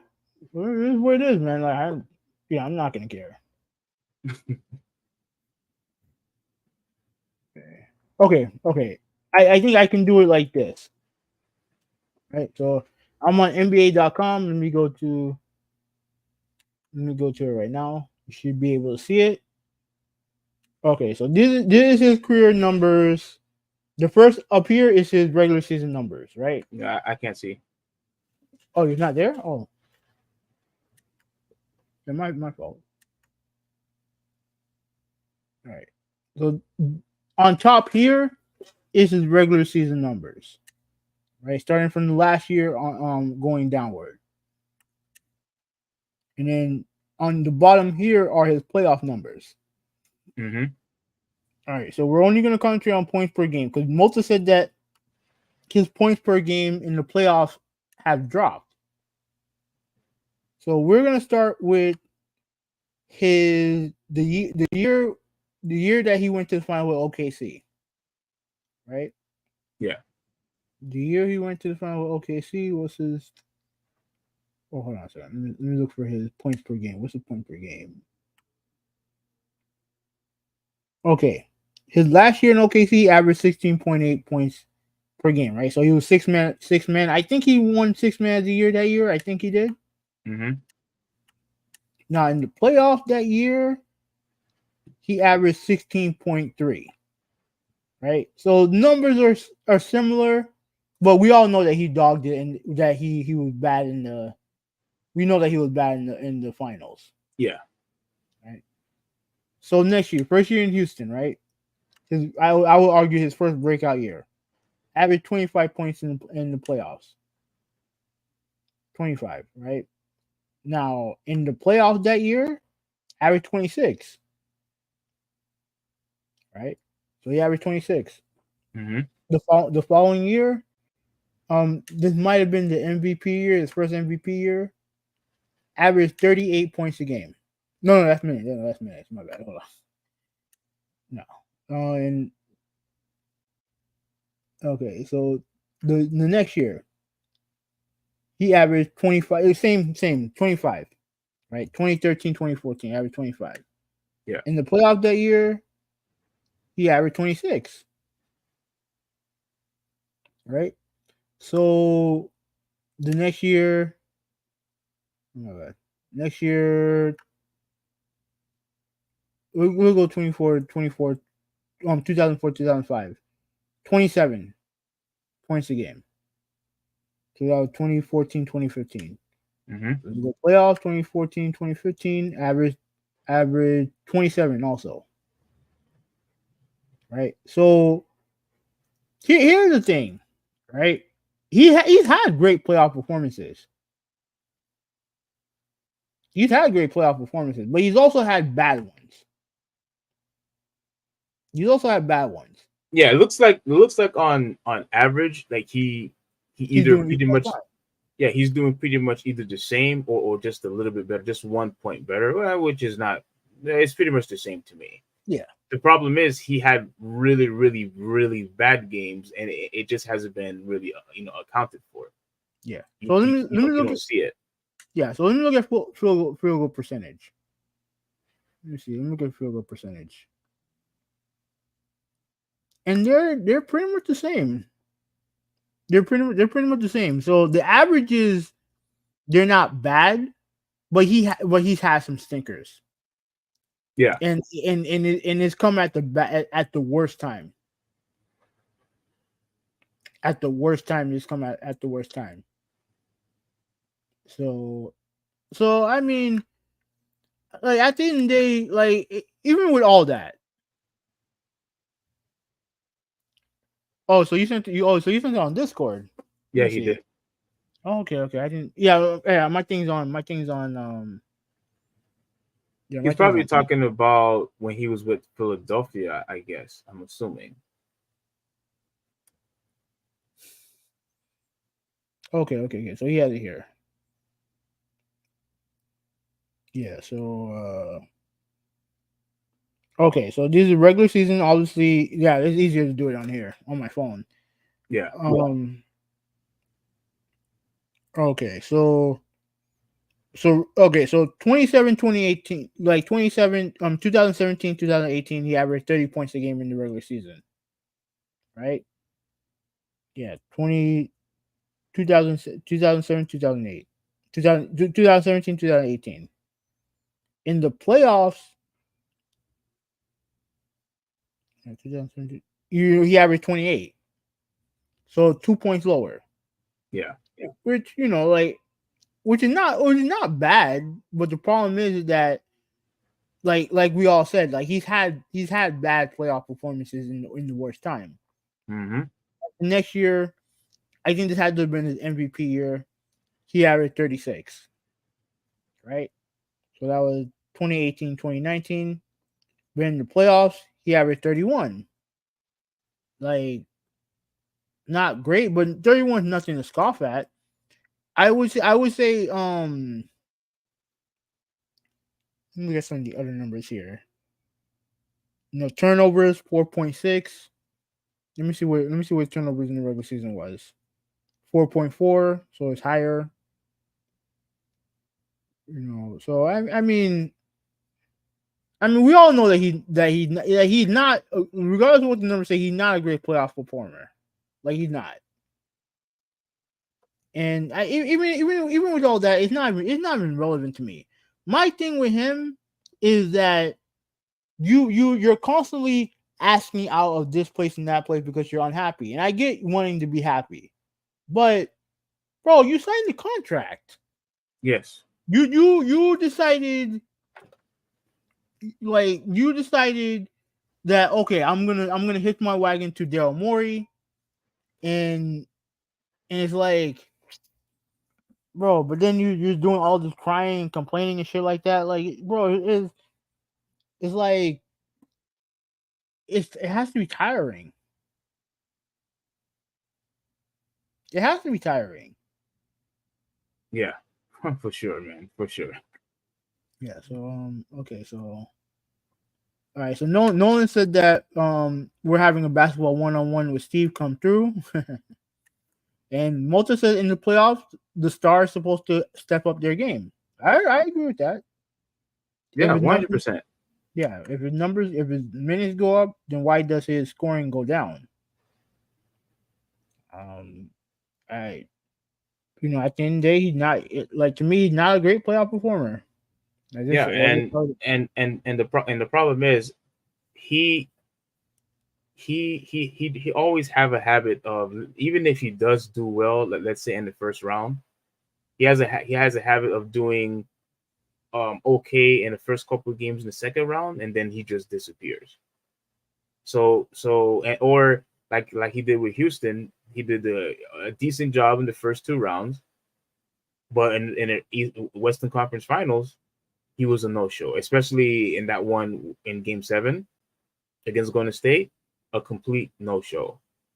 So yeah, the problem is he people may say he had more good games than bad games. Clearly, the average of him scoring, shows that.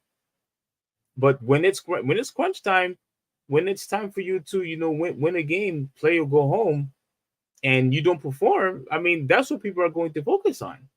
They don't care that if you average, 30 points, per game, in that round. They don't care about that because on Game 6, or let's say in any elimination game, you are a no-show. That's the problem.